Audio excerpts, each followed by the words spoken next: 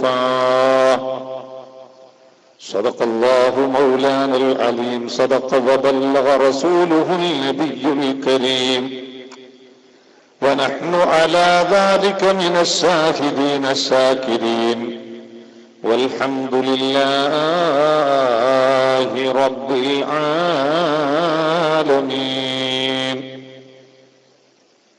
وقال النبي صلى الله عليه وسلم: لن يفلح قوم ولوا أمرهم امرأة. صدق رسول الله. يا سيدي يا رسول الله، خذ بيدي ما لي سواك ولا قلبي على أحد. يا رب بالمصطفى بلغ مقاصدنا واغفر لنا ما مضى يا واسع الكرم، وبحمزة الكرام عم المصطفى أسد الإله وسيد الشهداء. يا أكرم الكرماء على أعتابكم، عمر الفقير المرتجي لجنابكم،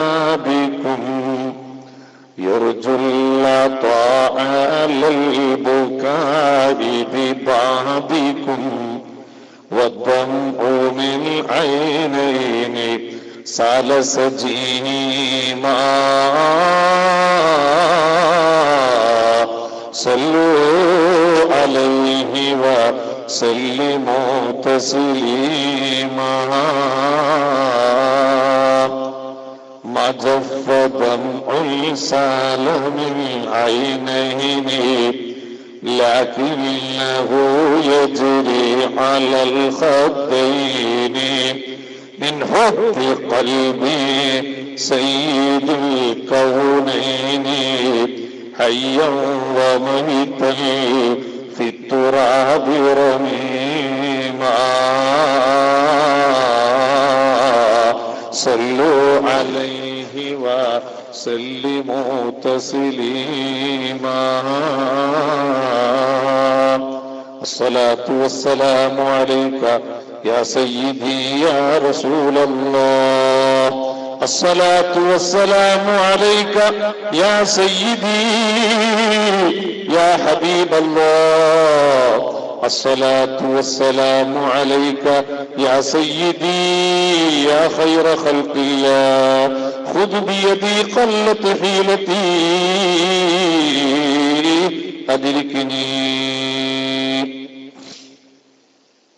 ഏറ്റവും ബഹുമാനം നിറഞ്ഞ ബന്ധരായ സയ്യിദ് ഫസൽ കോയമ്മത്തങ്ങൾ, അള്ളാഹു ആഫിയത്തുള്ള ദീർഘായുസ് നൽകുമാറാകട്ടെ.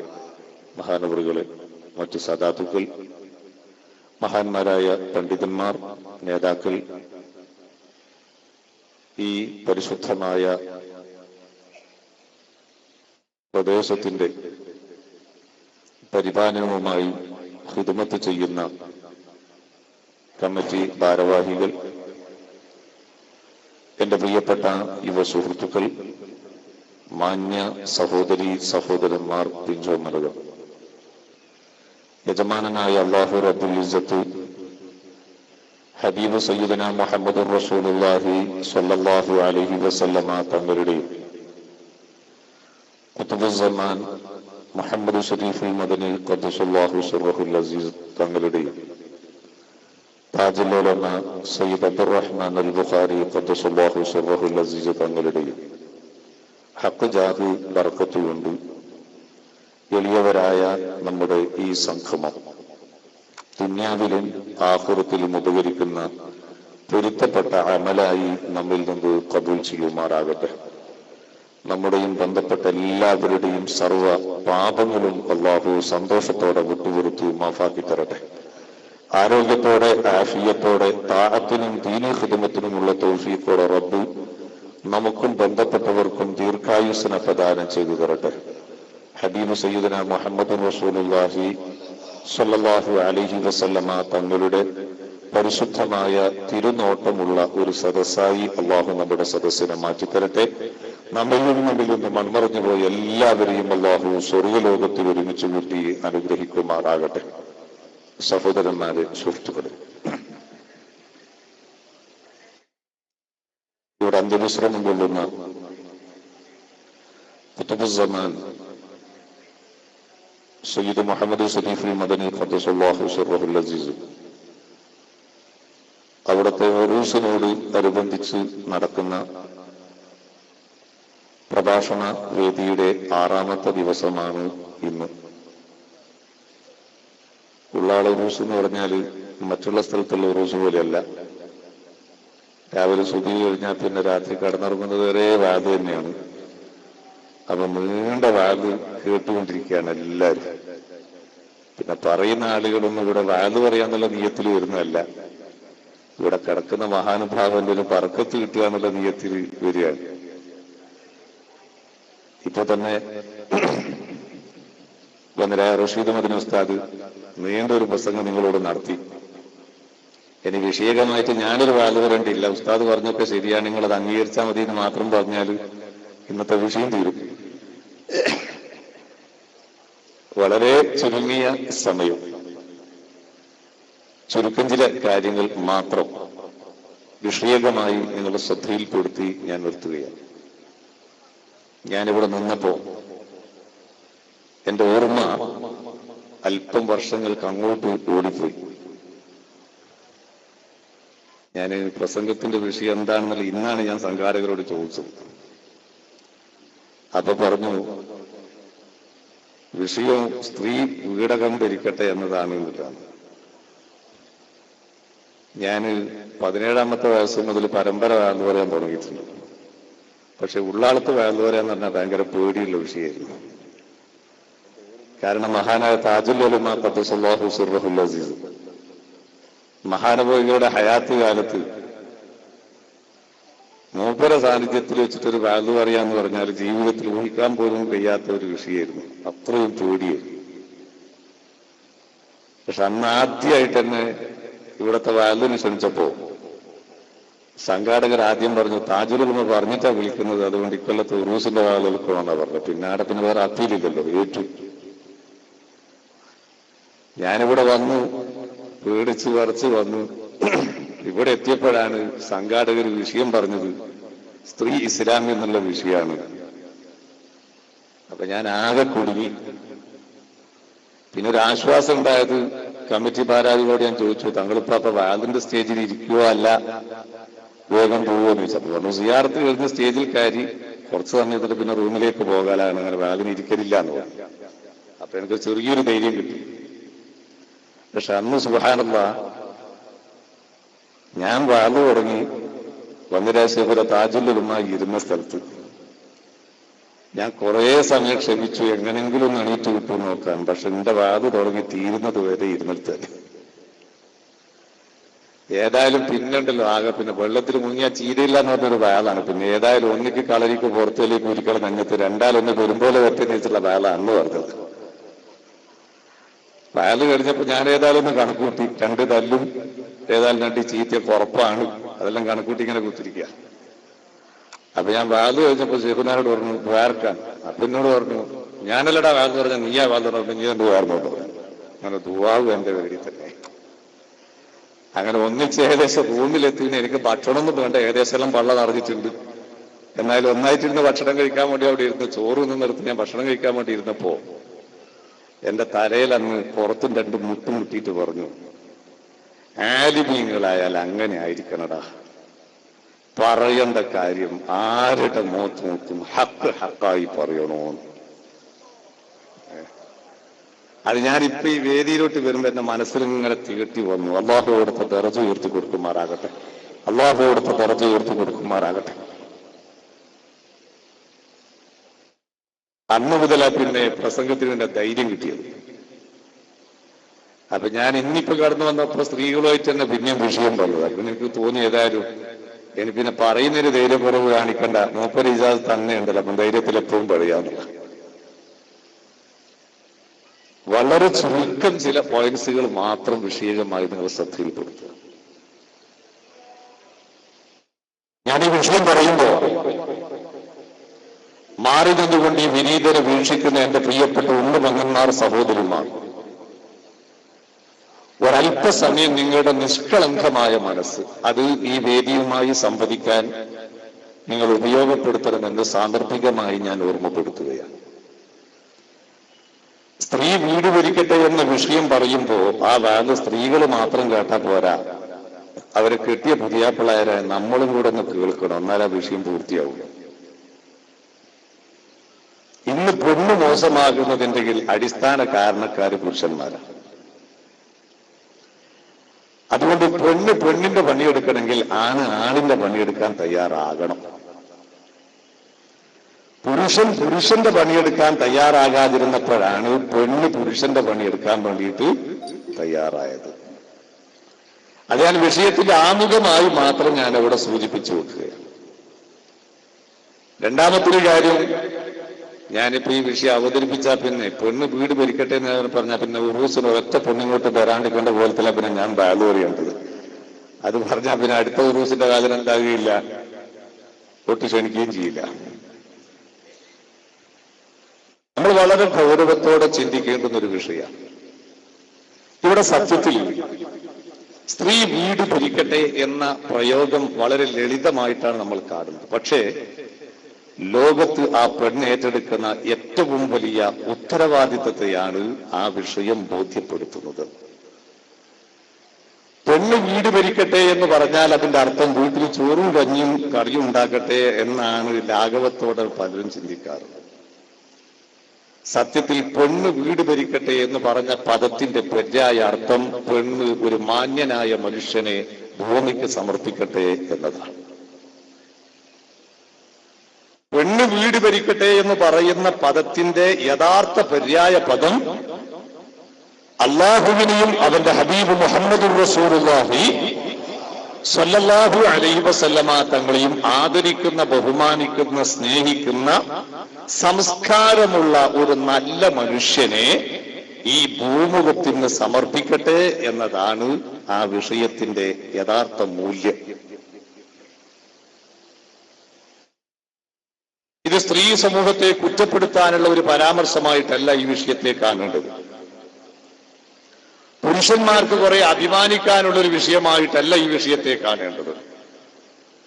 സാമൂഹിക ജീവിതത്തിന്റെ ചുറ്റുപാടിൽ അള്ളാഹുവിന്റെ ഭൂമുഖത്ത് ഏറ്റവും വലിയ ഒരു ഉത്തരവാദിത്വം ഏറ്റെടുക്കേണ്ടതും അത് നിർവഹിക്കേണ്ടതും പൂർത്തീകരിക്കേണ്ടതും പെണ്ണാണ് എന്നതാണ് അതിന്റെ അർത്ഥം. ഇന്നിപ്പോ സത്യം പറഞ്ഞാൽ നമ്മുടെ സഹോദരിമാരൊക്കെ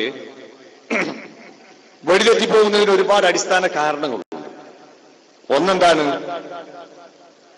പഴയ കാലത്ത് ആരായിരുന്നു പെണ്ണ് എന്ന ഒരു ചരിത്ര പഠനം നടത്താൻ ഇന്നത്തെ സഹോദരിമാര് തയ്യാറാകുന്നില്ല എന്നതാണ് ഒന്ന്. രണ്ടാമത്തത്, പെണ്ണിനെ പെണ്ണായി ഭൂമുഖത്ത് ജീവിക്കാൻ സ്വാതന്ത്ര്യം വാങ്ങിച്ചു കൊടുത്ത മുഹമ്മദുർ റസൂലുള്ളാഹി സ്വല്ലല്ലാഹു അലൈഹി വസല്ലമ തങ്ങൾ സേവന രംഗത്ത് ആ വിഷയത്തിൽ കാണിച്ച ആത്മാർത്ഥതയിൽ നിന്ന് ഇന്ന് സ്ത്രീകൾക്ക് വേണ്ടി ശബ്ദിക്കുന്ന വിഭാഗത്തിന്റെ മനസ്സ് മാറി എന്നതാണ് രണ്ടാമത്തത്. മൂന്നാമത്തത്, ആണ് എന്ന് പറയുന്ന നമ്മൾ താടിയും മീശയും തടിയക്കെട്ടും തൊപ്പിയും പാന്റും കുപ്പായുണ്ട് എന്നല്ലാതെ ഒരു യഥാർത്ഥ പുരുഷനായി മാറിയിട്ടില്ല എന്നതാണ് മൂന്നാമത്തെ കാരണം. ഈ മൂന്ന് വിഷയത്തെ സംബന്ധിച്ചുള്ള പരിഹാര പഠനം നടത്തിയാൽ ഉറപ്പ് ഒരു പെണ്ണ് ഇസ്ലാമിക ചുറ്റുപാടിൽ നിന്ന് പുറത്തോട്ട് പോകില്ല. പെണ്ണിന്റെ സംഘടനയില്ലാത്തൊരു രാഷ്ട്രീയ പ്രസ്ഥാനവുമില്ല. ഏതെങ്കിലും മറ്റൊരു സാംസ്കാരിക സംഘടന വരട്ടെ, പ്രവർത്തന രംഗത്ത് ആദ്യം പ്രതിഷ്ഠിക്കാനുള്ളത് പെണ്ണാണ്. ഇപ്പൊ കർണാടകത്തിന്, ഇപ്പൊ കേരളത്തിന്റെ കഥ പറഞ്ഞ ബലിങ്ങനെ തിരിയും എനിക്ക് തോന്നുന്നില്ല. കേരളത്തിൽ രാഷ്ട്രീയക്കാർക്ക് ഒരു പ്രകടനം നടത്തണമെങ്കിൽ അതിന്റെ അവ്വൽ സഫിൽ ആരുണ്ടാകണോ? സഹോദരിമാര് ഉണ്ടാകണം. അപ്പൊ സ്ത്രീകൾ അങ്ങനെ രംഗത്തിറക്കും, സഹോദരിമാരൊക്കെ മനസ്സിലാക്കും നമുക്കൊക്കെ വല്ലാത്തൊരു സ്വാതന്ത്ര്യം തന്നെ കിട്ടിയത്. പക്ഷെ ഇറക്കുന്ന രാഷ്ട്രീയക്കാരന് വേറെ ദുരുദ്ദേശമുണ്ട്. ഒന്നെന്താ, എല്ലാരും പെണ്ണുങ്ങൾ ഇറക്കുമ്പോൾ ഞങ്ങൾ ഇറക്കിയിട്ടില്ലെങ്കിൽ ഞങ്ങളെ വോട്ട് നഷ്ടപ്പെടുന്ന ഒരാശങ്ക. രണ്ടാമത്തത്, പ്രകടനത്തിൽ പിറകിൽ നിൽക്കുന്ന ചെറുപ്പക്കാരൻ വിളിക്കുന്ന മുദ്രാവാക്യത്തിന്റെ തോന്നിവാസത്തിന്റെ ലഫ്ലുകൾ എന്താന്ന് പറയാൻ പറ്റൂല. പൊന്താത്ത ലാത്തിയും പോലീസുകാരന്റെ കയ്യിൽ നിന്ന് അറിയാതെ പൊന്തിപ്പോകും, തല്ല് പൊട്ടാത്തതും പൊട്ടും.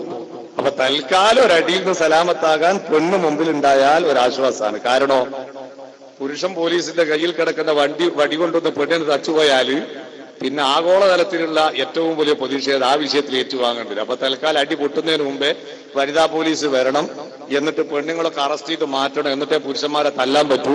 അപ്പോഴേക്ക് തോന്നിയാസം കളിച്ച പുരുഷന്മാർക്ക് പോലെ പോയി കടന്നുറങ്ങാനും കഴിയും.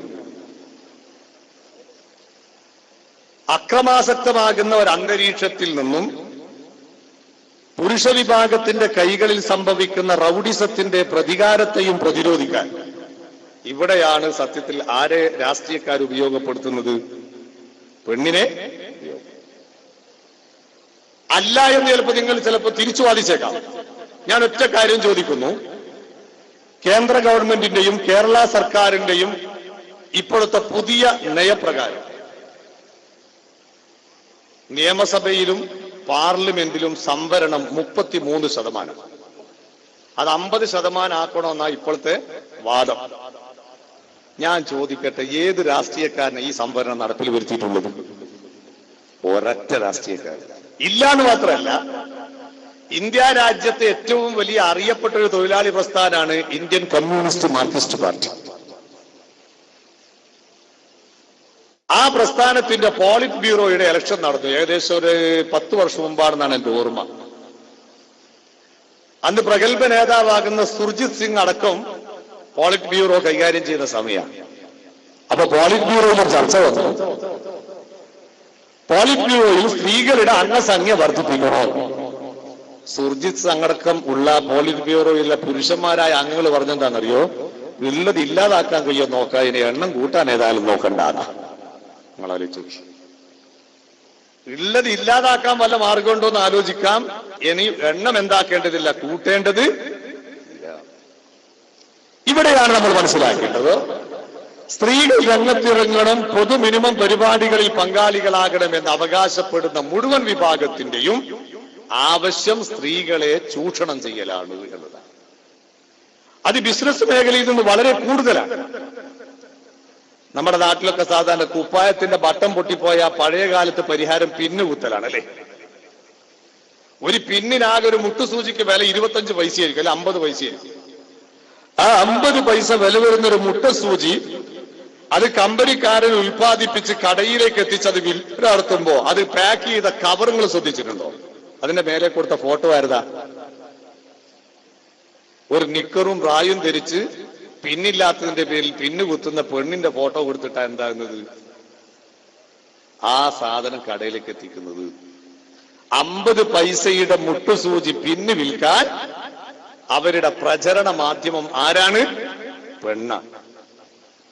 എന്തിനേറെ എന്ന് ചോദിച്ചാൽ, ഉള്ളാളൻ ടൗണിൽ ഒരു ജ്വല്ലറി തുടങ്ങാന്ന് ആലോചിച്ചു.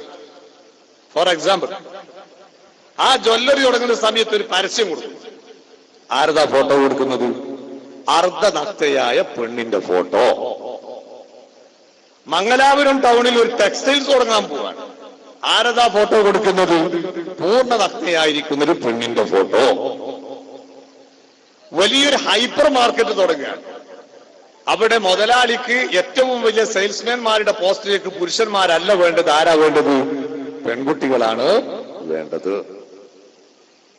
എന്താണ് ഇതിന്റെ പിന്നിലുള്ള താല്പര്യം? പെണ്ണിന്റെ സൗന്ദര്യത്തെയും ബുദ്ധിയുടെ ദുർബലതയെയും ചൂഷണം ചെയ്യുന്നു എന്നതാണ്. സൂപ്പർ മാർക്കറ്റിൽ ഒരു പെണ്ണിനെ ജോലിക്കാക്കിയാൽ 2 ഉപകാരം. ടെക്സ്റ്റൈൽസിൽ ഒരു പെണ്ണിനെ ജോലിക്കാക്കിയ 2 ഉപകാരം. ഒന്നെന്താ? ഒന്ന്, ഒരു പുരുഷന് കൊടുക്കുന്ന ശമ്പളം കൊണ്ട് 2 പെണ്ണിനെ നിർത്താം. 2, അങ്ങനത്തെ 2 പെണ്ണ് കേറുന്ന ഗൈറ്റിന്റെ അടുത്തുണ്ടായാൽ ഏത് കയറാത്ത ചെറുപ്പക്കാരനും കയറിയിട്ട് ഒരു ടവലെങ്കിലും വാങ്ങി വെക്കും. കാരണം എന്താ? 50 ഉറുപ്പ്യം കൊടുത്ത് ടിക്കറ്റ് എടുത്തിട്ട് തിയേറ്ററിൽ പോയിട്ട് ബാക്കിലെ സീറ്റിൽ ഇരുന്നിട്ട് അല്ലെ മുമ്പിലെ സീറ്റിൽ ഇരുന്നിട്ട് മൂട്ടന്റെ കടിയും കൊണ്ടിട്ട് കുറെ ചോരയും കളിയണം. അവസാനം കാണുന്നത് ഒരു കുറെ ഫോട്ടോസാണ്. പൈസ 50 പോവുകയും ചെയ്യും. ഇതൊന്നുമില്ല. കേറിയാൽ 20 റുപ്യന്റെ ടവലും കിട്ടും, 30 റുപ്യ ലാഭായി. നല്ല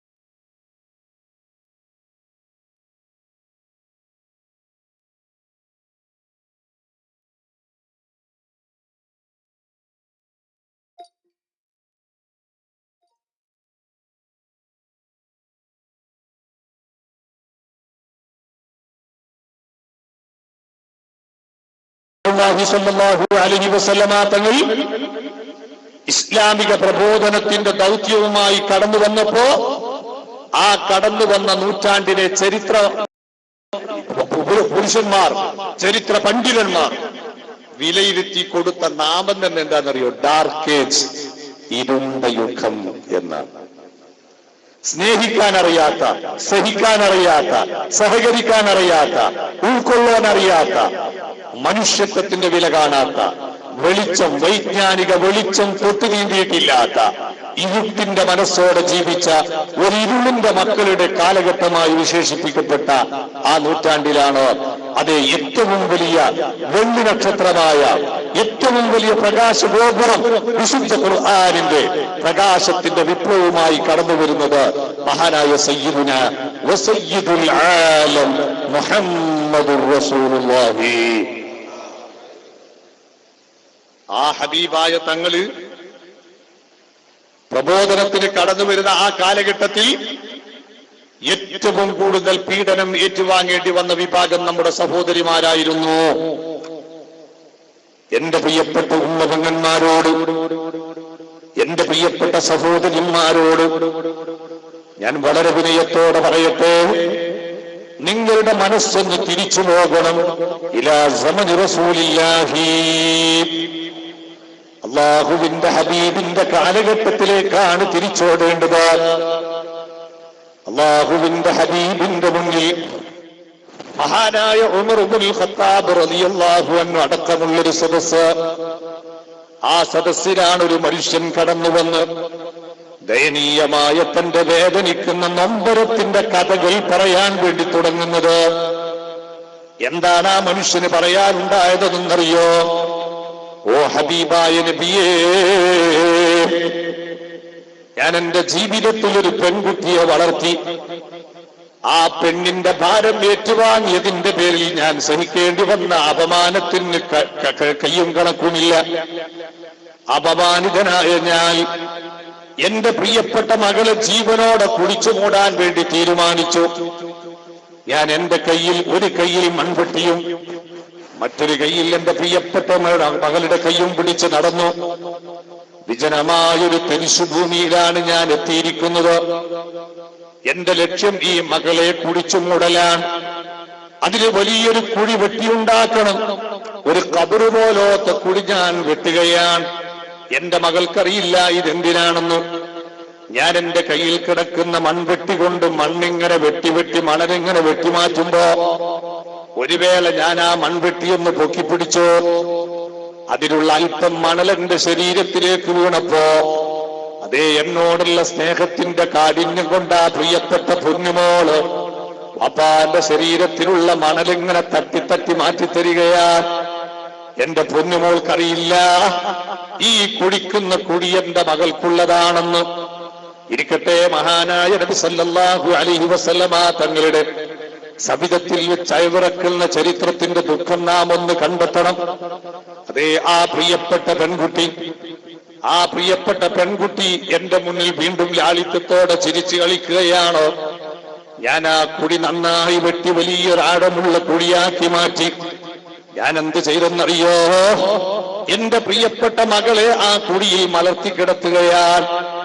എന്റെ മകള് മനസ്സിലാക്കുന്നത് വാപ്പ എന്നെ കൊണ്ട് ഒരു സർക്കസ് കളിക്കാൻ പോവാണെന്നാ. ആ മകൾ അനുസരണത്തോടെ ആ കുടിയിൽ കിടന്നു വന്നു. കൈകാലുകൾ നീട്ടിവെച്ചു.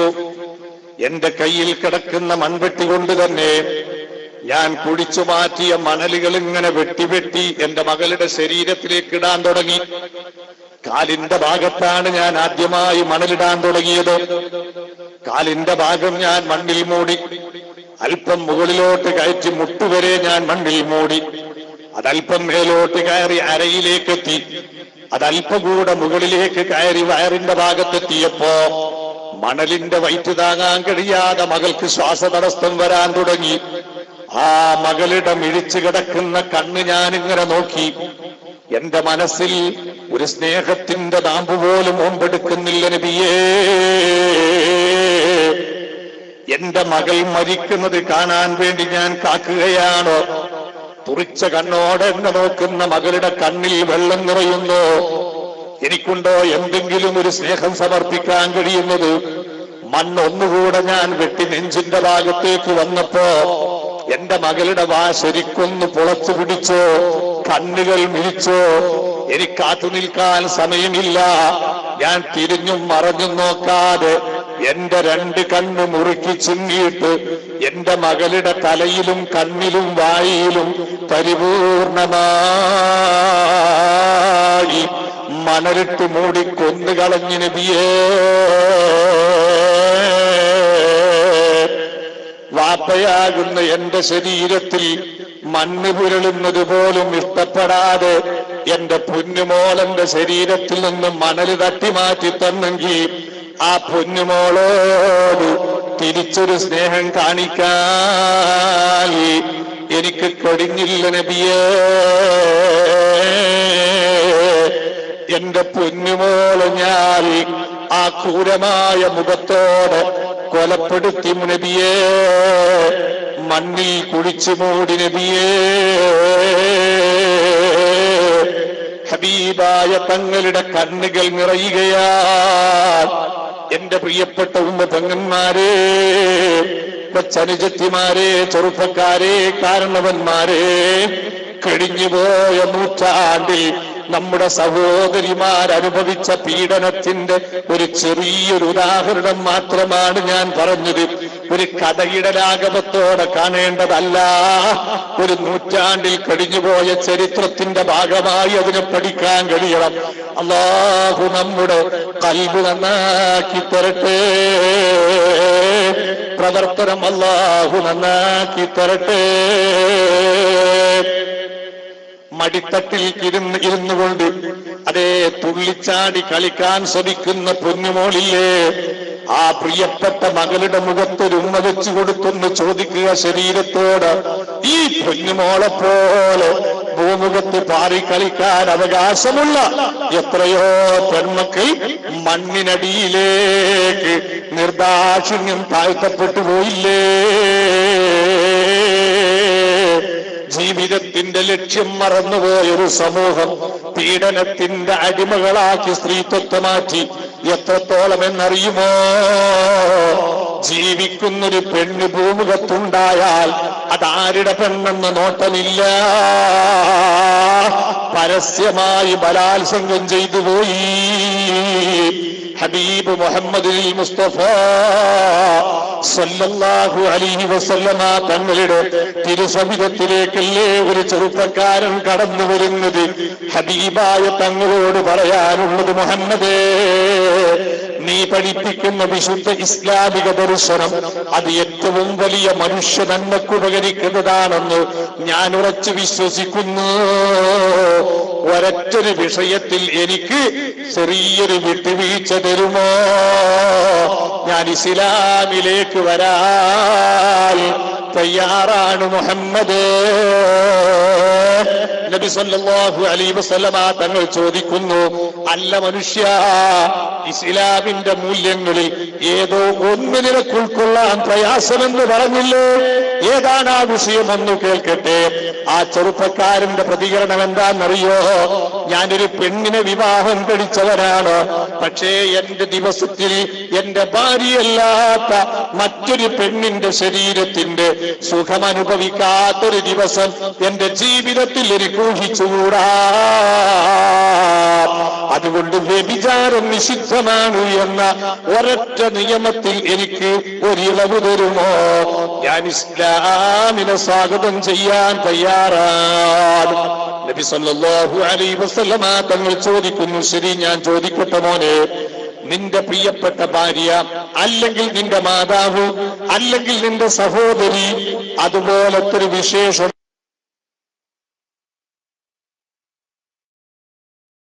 ുള്ള ഒരു പെണ്ണിനെ വഴിയിൽ വെച്ചുകൊണ്ട് ഒരു അന്യപുരുഷനാൽ വ്യഭിചരിക്കപ്പെടുന്ന രംഗം കണ്ടാൽ നിന്റെ മാനസികാവസ്ഥ എന്താകും? അല്ലാഹുവിന്റെ ഹബീബിന്റെ മുഖത്ത് നോക്കി ആ ചെറുപ്പക്കാരൻ തീ തുപ്പുന്ന സ്വരത്തിൽ പ്രതികരിച്ചു, മുഹമ്മദ്, സംസാരിക്കുമ്പോൾ സൂക്ഷിച്ചു വേണം. എന്റെ ഉമ്മയെ, എന്റെ സഹോദരിയെ, എന്റെ ഭാര്യയെ മറ്റൊരുത്തൻ സ്പർശിക്കുന്നത് കണ്ടാൽ ഞാൻ അവനോട് ഈ വാളുകൊണ്ട് പ്രതികരിക്കും കേട്ടോ. അല്ലാഹുവിന്റെ ഹബീബ് തന്ത്രപരമായി ആ ചെറുപ്പക്കാരനോട് ചോദിക്കുന്നു, അല്ല മോനെ, നീ വ്യഭിചരിക്കാൻ ഉപയോഗിക്കുന്ന പെണ്ണ് നിന്നെ പോലത്തെ ഒരു മനുഷ്യ സുഹൃത്തിന്റെ ഭാര്യയായിരിക്കാം, അല്ലെങ്കിൽ മാതാവായിരിക്കാം, അല്ലെങ്കിൽ സഹോദരിയായിരിക്കാം. ഈ മോശേഷണമില്ലാത്തൊരു പെണ്ണിനെ കിട്ടൂലല്ലോ. ആ പെണ്ണിനെ നീ വ്യഭിചരിക്കുന്നതായി അവളുടെ ഭർത്താവ്, അല്ലെങ്കിൽ മകൾ, അല്ലെങ്കിൽ അവളുടെ സഹോദരൻ കണ്ടാൽ വാളുകൊണ്ട് നിന്നോടും പ്രതികരിക്കില്ലേ? ഇതിവിടെ ഏറ്റവും വലിയ ക്രൂരമായ കൊലപാതകത്തിന്റെ കാരണമായി മാറില്ലേ? ക്രമസമാധാനം തകരില്ലേ? അപ്പോഴാണ് ആ ചെറുപ്പക്കാരന്റെ ബുദ്ധി വികസിക്കുന്നത്. അടുത്ത ഇടിമുടക്കത്തിന്റെ ശബ്ദം എന്താണെന്നറിയോ? അശ്ഹദു അല്ലാ ഇലാഹ ഇല്ലല്ലാഹ് വഅശ്ഹദു അന്ന മുഹമ്മദർ റസൂലുള്ളാഹ്. ആ ചെറുപ്പക്കാരൻ ഇസ്ലാമിലേക്ക് വരുന്നു. ഞാൻ പറഞ്ഞത്, സ്ത്രീത്വം എന്ന് പറയുന്നത് പുരുഷന്റെ വികാരം ശമിപ്പിക്കാനുള്ള ഒരു യന്ത്രമായി കണ്ടൊരു കാലഘട്ടം. ജനിക്കുന്ന കുഞ്ഞ് പെൺകുഞ്ഞായി പോയെങ്കിൽ ജീവനോടെ മണ്ണിൽ കുടിച്ചു മൂടിയൊരു കാലഘട്ടം. പെണ്ണിന്റെ പിതാവാകുന്നത് അപമാനമായി കണ്ടൊരു കാലഘട്ടം. ആ കാലഘട്ടത്തിൽ നിങ്ങളുടെ മോചനത്തിന് വേണ്ടി ശ്രദ്ധിച്ച ഏക വ്യക്തിത്വം ആരാണെന്നറിയുമോ? محمد ذكره روح لأنفسنا محمد شكره فرض على الأمم مولاي صل وسلم أبدا على حبيبك خير للخلق كلهم محمد زينة دنيا وبهجتها محمد كاشف الأمات والظلم. ഹബീബായ തങ്ങളെ മനസ്സിൽ ഏറ്റവും വലിയ സ്നേഹം സമർപ്പിച്ച് അത്ഭുതം സൃഷ്ടിച്ച മുഹമ്മദ് ഷരീഫുൽ മദനി ഖദ്ദസല്ലാഹു സിർറഹുൽ അസീസ് അവിടുത്തെ സദസ്സിലാനുഗിക്കുന്നത് സ്വലാത്തിന് മടി കാണിക്കണ്ട, ഉറക്കെ സ്വലാത്ത് ചൊല്ലിയേക്കുക. മൗലായ സ്വല്ലി വസല്ലിം ദാഇമൽ അബദാ അലാ حبيبك خير الخلق كلهم محمد أشرف الأعراب والأعجم محمد خير من يمشي على قدمي صلاة وتسليم وأزكى تحياتي على المصطفى المختار بخير البرية. അല്ലാഹുവേ, നിന്റെ ഹബീബിനെ മനസ്സകമിലേറ്റെടുത്ത് അതിലൂടെ അത്ഭുതം സൃഷ്ടിച്ച മഹാന്മാരിൽ ഏറ്റവും വലിയൊരു വിപ്ലവനായകനായി മാറിയ മഹാനുഭാവന്റെ സവിധത്തിൽ വെച്ചുകൊണ്ട് ഫുഖറാക്കളായ ഞങ്ങൾ ചൊല്ലിയ സ്വലാത്തുകൾ നീ സ്വീകരിക്കണേ അല്ലാഹ്.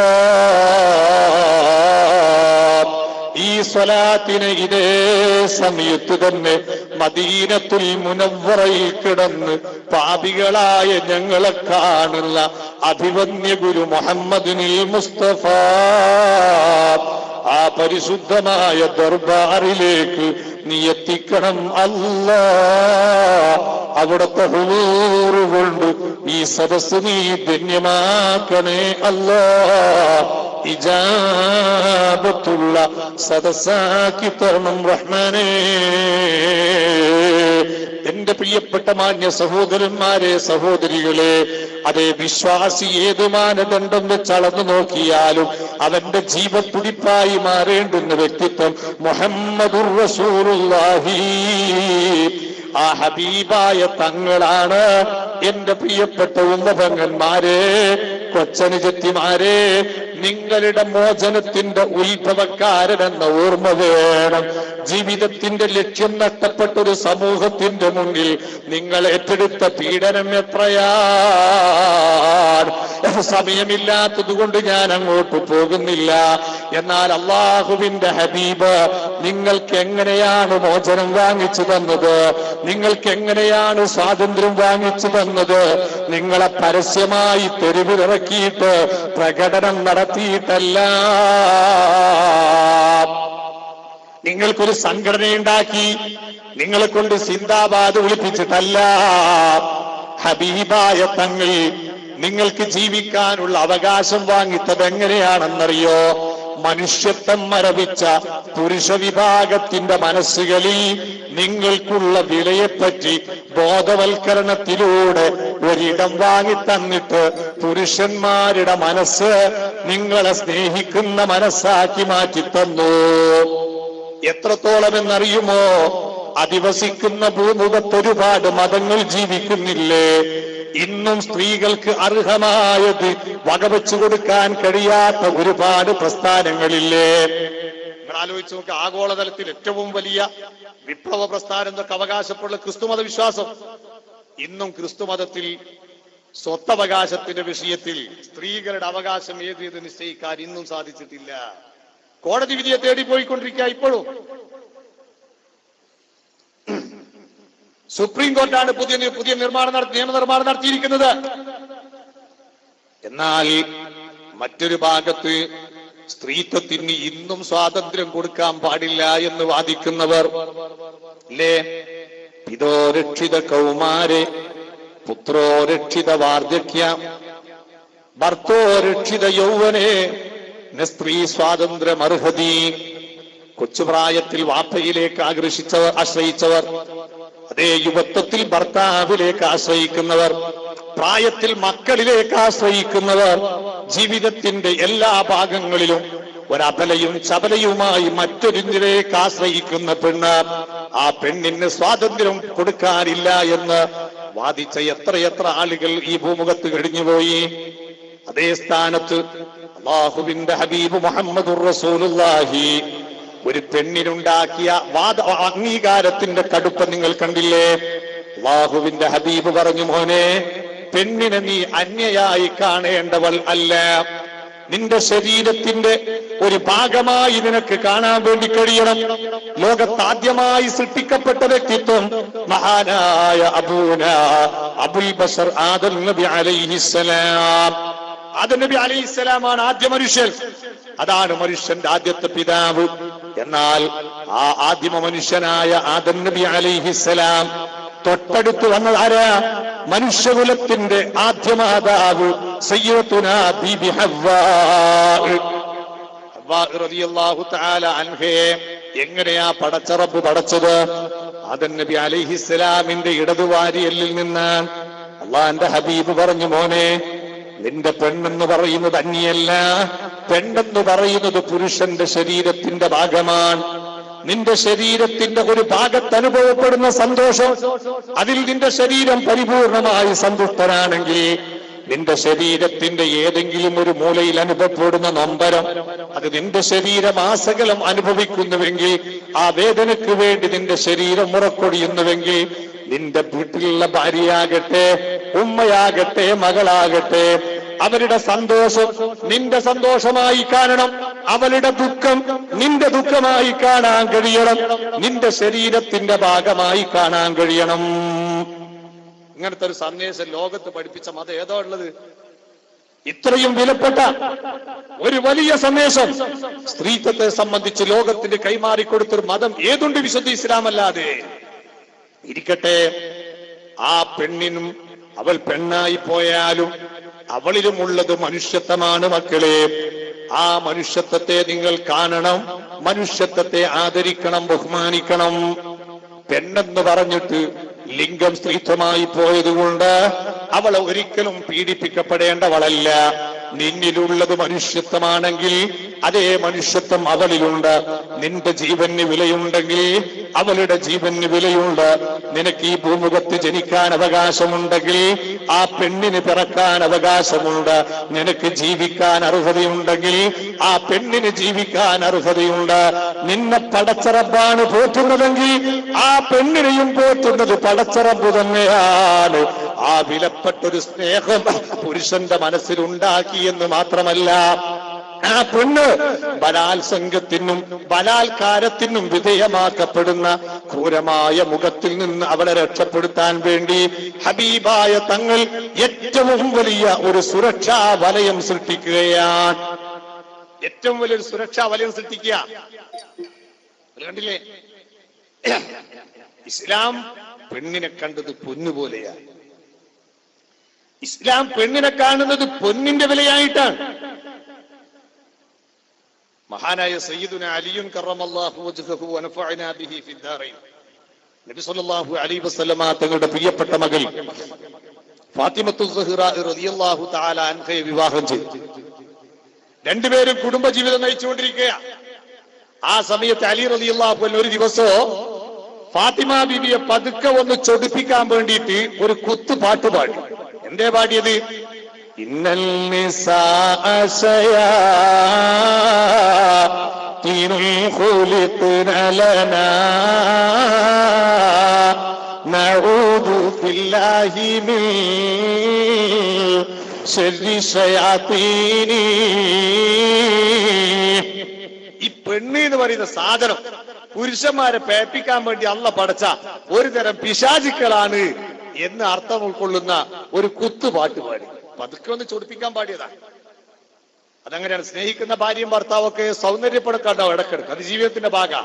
നമ്മളെ മാതിരി ക്രൂര പീഡനത്തിന്റെ പിണക്കമല്ല. നമ്മളിപ്പോ ഭാര്യമാരെയൊക്കെ തെറ്റു. എങ്ങനെ? ചായയിൽ മധുരം കൂടിയാലടി, മധുരം കുറഞ്ഞാലടി. ചുട്ട പത്തിരിയുടെ വലിപ്പം കൂടിപ്പോയാ തല്ല്, അല്ലെങ്കിലും തല്ല്. അവസാനം ഇപ്പോ കെട്ടിയ പുതിയാപ്പള പൊരേടി വരുമ്പോ പെണ്ണുങ്ങൾ യാസീൻ നിർച്ചയാക്കാം, ബദ്രീങ്ങൾക്ക് പഠിച്ചോനെ ഈ സാധനം അടുത്ത കാലത്തൊന്നും വരാൻ തോന്നല്ലേ, പോന്ന പോയി കണ്ടുപോയിക്കോട്ടെ. നിങ്ങൾ ആലോചിച്ചു. ഞാൻ ചിലപ്പോ തങ്ങളുപ്പാപ്പന്റെ അടുത്ത് നിൽക്കാറുണ്ട്. പുറത്തങ്ങളെടുത്ത് ചിലപ്പോ ആൾക്കാർ വരുമ്പോ ഇങ്ങനെ നിൽക്കുമ്പോ അടുത്ത് നിൽക്കല്ലേ. അപ്പൊ ചിലവരൊക്കെ വന്നിട്ട് ഇങ്ങനെ പറയും, സുരാജത്തിന് ഭർത്താവിന്റെ സ്വഭാവം മോശം, നന്നായി കിട്ടണോ. നിങ്ങൾ ആലോചിച്ച് നോക്കി. ഒരു പെണ്ണ് കെട്ടിയ ഭർത്താവിന്റെ വേദന സഹിക്കാൻ കഴിയാഞ്ഞിട്ട് ദ്വാ ചെയ്യിപ്പിക്കാൻ നടക്കുക. നമ്മളൊക്കെ എന്തിനു കൊള്ളും മക്കളെ? നമ്മളൊക്കെ മനുഷ്യന്മാരുടെ കൂട്ടത്തിൽ എണ്ണാൻ പറ്റുമോ? അള്ളാഹു നമ്മുടെ ബുദ്ധി നന്നാക്കി തരട്ടെ. സ്ത്രീ ഒരിക്കലും നമ്മുടെ അടിമയല്ല. സ്ത്രീ നമ്മുടെ ജീവിതത്തിന്റെ ഭാഗമാണ്. സ്ത്രീ ഒരിക്കലും അന്യമല്ല, നമ്മുടെ ശരീരത്തിന്റെ ഭാഗമാണ്. അവളെ നമ്മെ കാണുന്നത് പോലെ അവളെ കാണാൻ കഴിയും. പക്ഷേ ബുദ്ധിപരമായി ശാരീരികമായി പുരുഷനും സ്ത്രീയും തമ്മിൽ വൈരുദ്ധ്യമുള്ളത് കൊണ്ട് തന്നെ ആ സ്ത്രീയുടെ ബുദ്ധി കുറവിനെയും അവളുടെ ശാരീരിക സൗന്ദര്യത്തിന്റെ സംരക്ഷണത്തിനും ചില ചുറ്റുപാടുകൾ നാം ഉണ്ടാക്കിയേ പറ്റൂ. അല്ലാതിരുന്നാൽ അത് പീഡനത്തിന്റെ കാരണമായി മാറും. അലി റളിയല്ലാഹു അൻഹു പാട്ടുപാടി. നമ്മളെ പെണ്ണുങ്ങളോടായിട്ട് ഇപ്പൊ അങ്ങനത്തെ ഒരു പാട്ടുപാടിയെങ്കിൽ വേഗം അടുപ്പിലുള്ള ചട്ടി എടുത്ത് പുറത്ത് വെച്ചിട്ട് എന്നാ വേറെ പെണ്ണിട്ടിക്കോ, ഞാനും പോകുന്ന അസ്സലാമു അലൈക്കും. പിന്നെ മസലത്തിന് കാലേറെ വേക്കൽ നടക്കേണ്ടി. അലി ഫാത്തിമ ബീബി റളിയല്ലാഹു തആല എന്ന റസൂലുള്ളാഹിന്റെ മോളല്ലേ. എന്തായാലും 10 ഗുണം 10 ഗുണം കാണിക്കല്ലോ. അറിവിന് നല്ല മൂല്യമുള്ള മകളാ. ഫാത്തിമ ബീബി വീട്ടിലെ സ്പോട്ടിൽ തിരിച്ചണ്ട് കൊടുത്ത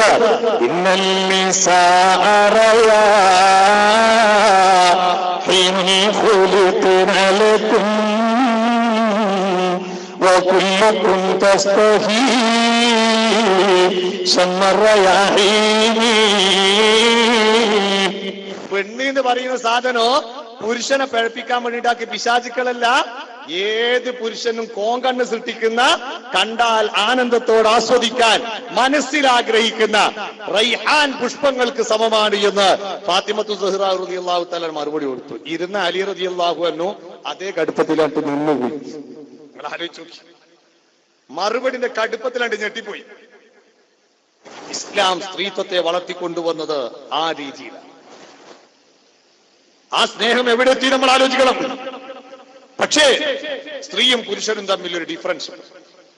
അത് ബുദ്ധിപരമായുണ്ട്, ശാരീരികമായുണ്ട്, അല്ലേ? അതിന് ഞാൻ ബാല് പറഞ്ഞിട്ട് ആവശ്യമൊന്നുമില്ല. ഞാൻ ഈ നിൽക്കുന്ന സ്ഥലത്ത് ഒരു പെണ്ണുങ്ങളെ വന്നു നിങ്ങളെ കഥകൾ ആലോചിച്ച് നോക്കി. ബാലല്ല ഉണ്ടാ പിന്നെ കുല്ല ഉണ്ടാവുക. അത് അതിൻ്റെതായൊരു ഡിഫറൻസ് ഉണ്ട്. റസൂലുള്ളാഹി തങ്ങൾ പറഞ്ഞു, ഹുന്ന നാഖിസാത്തുൽ അഖ്ൽ, ബുദ്ധിപരമായി സ്ത്രീകൾ പിറകോട്ടാണ്. കേരളത്തിൽ ഞെട്ടിച്ച 2 സംഭവം നടന്നു ഏകദേശം 5-8 വർഷം മുമ്പ്. ഒരു ജില്ലാ കളക്ടർ, ഒരു ജില്ലാ ജഡ്ജി, അത് പെണ്ണായിരുന്നു, ഒരു പ്രതിയെ കൂട്ടിൽ കയറ്റി വിചാരണ ചെയ്തു. വലിയ കുറ്റക്കാരനാണ്. ഇവനെ വിചാരണ ചെയ്ത് കൊടുക്കുമ്പോൾ തന്റെ സഹതടവുകാരൻ നേരെ ആ ജഡ്ജിയുടെ ചേംബറിലേക്ക് അങ്ങോട്ട് ചാടിക്കയറി. കയ്യിൽ വലിയൊരു ഉണ്ടുണ്ട്. ആ ഉണ്ടയും പിടിച്ചിട്ട് കയറി ചെന്ന് ഇപ്പൊ കൊല്ലൂന്ന. നിങ്ങൾ ആലോചിച്ചു നോക്കി. ഇപ്പൊ കൊല്ലൂ. ഇത് പറയേണ്ട താമസം ജില്ലാ മജിസ്ട്രേറ്റ് ബോധം കെട്ട് അവിടെ കടന്നു. മൂപ്പര് ഇത്താത്തിയായിരുന്നു അവിടെ കടന്നു കൊടുത്തത്. അവസാനം പിന്നെ പോലീസുകാർ വന്ന് ഇടി പിടി തച്ച് ഗുലുമാലൊക്കെ ആയി അറസ്റ്റ് ചെയ്ത് കൊണ്ടുപോയി. ഇവന്റെ കയ്യിലുള്ള ഈ സാധനം വെള്ളത്തിലിട്ടിട്ട് പൊളിച്ചു നോക്കുമ്പോ എന്താണെന്നറിയോ?